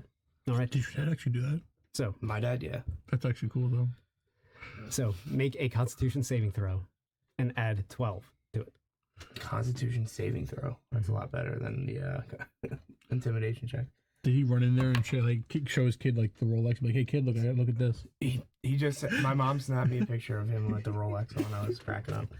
So add 12 to my final thing, so it would be 32. I rolled a 15 plus 5 and then plus 12. The DC was 25. Holy crap. All right. 32. So as you're passing the bridge, as all these splintered thoughts of all these different aspects of your mind that you had manifested as these creatures throughout this hallucinatory adventure throughout your home, the dragon, from what you guys all see, all the shadowy tendrils come around it and kind of smother it for just a moment. The little light that was kind of emanating from its stomach that kind of glows from the dragon's gullet as it was creating its fire breath within its throat, extinguished by the shadows. And then all of a sudden, as it's all emanated away, the shadows burned away, and he crosses the bridge into the Grieflands. In real life, you're standing there with your dog, and you open the door, and then your mind kind of fades for just a moment. At least you think it's a moment, because suddenly you're standing within the door frame. The door is open, your dog is at your side. For how long you're standing there, you're not certain. For the hallucinatory effects are noticeably fading, and the musty smell of the closed-off room is no longer fresh to your nostrils. You stare into the dimly lit bedroom of Ashlyn Trent, your sister. She was teaching you dragon chess before she left out on her grand adventure to be a hero just like your parents. You had spitefully taken one of the pieces from her dragon board when she beat you in your last game. She left home before you could return it, but letters home chronicled her events as they grew in grandeur. She protected travelers on dangerous roads. She saved a town from poisoned fish, and then ultimately developed friendships with several others who shared her thirst for adventure and being worthy of heroic bedtime stories. You couldn't wait until it was your turn. Your excitement grew when you received the letter that she and her companions were off to slay a green dragon. And it was threatening a forest ecosystem in a nearby town. And then she died. Adventures and heroes were a resounding gong within the Trent household, reverberating laughter and light. No one ever told of the darkness that those heroes leave behind, the darkness with whom they leave behind, when their adventures meet an unfortunate end. The resounding gong of laughter and light became a funeral bell of sorrow and darkness. Sag. You abandoned ever looking to the sky for fear of seeing dragon wings upon the horizon. You avoided her room, unable to even enter. Her room. A room in your fucking home has become something else entirely. How can a place not change and yet change into something else entirely? The haunting finality of everything in that room being just the way she left it, never to be used by her again, is like hands gripped around your throat. Doesn't the room know she isn't coming back? How can it just keep existing as if everything is fine when nothing is fine? For the last year, you kept that dragon chest piece in your pocket. Growing the courage to return it to her room has been your monster to slay. Obsessing over brewing a potion to conquer your fear of not even just entering a room in your home, but overcoming the just idea of adventure itself that had warped from this glistening dream to a black dread. You reflect upon the journey. No. The adventure that led you here. You draw a deep breath and embrace all that this room is. For it's clear now that fear does not have a flavor to be bottled up and cured. You exhale. Fear is meant to be ridden. For from a hero to a grieving little brother, fear is no obstacle, but a companion. You approach the table with a chess set upon it, the knight missing from the A2 square. You place it down, stride to the window, and draw the curtains. You unlatch the frame and push the windows open as light floods into the room like dragon's breath, burning away all the darkness to oblivion. And you raise your eyes and you look out into the sky. The giant moon threshold is a faded yellow sphere beyond the daytime clouds. And you're not afraid of what else you're going to see. A while passes. The room behind you feels less like a looming menace and more like an old friend. You hear your parents arriving home and suddenly filled with a light that you hadn't felt since you first heard tales of your parents' adventuring days. You prepare to head downstairs and to spread that light to them so that you can help to soothe their grief and to begin to heal the darkness that marked their hearts the same as the darkness that was plaguing yours. And then you realize that you destroyed your father's lab and you left a trail of destruction and vomit and acid and everything throughout the rest of the entire house. It was dirty anyway. And a new fear pushes your heart down into your stomach. Fuck. And that's the end. Wow. Yeah. Getting clean as a little family exercise. Yeah, exactly. Now we can all get our grief out. Yeah. And then they'll clean up the house. That's exactly right. Yep. Yeah. Because that's why I was unkempt, because they were depressed about the daughter dying. Okay, that makes sense. Returning the chess piece too to the daughter's room like that. Yeah. Nice. All right. Thank you guys so much for sticking around. If you're still watching, again, if you liked it, if you subscribed, that will genuinely mean the world to us. Thank you so much, and we'll see you in the next episode. Bye-bye.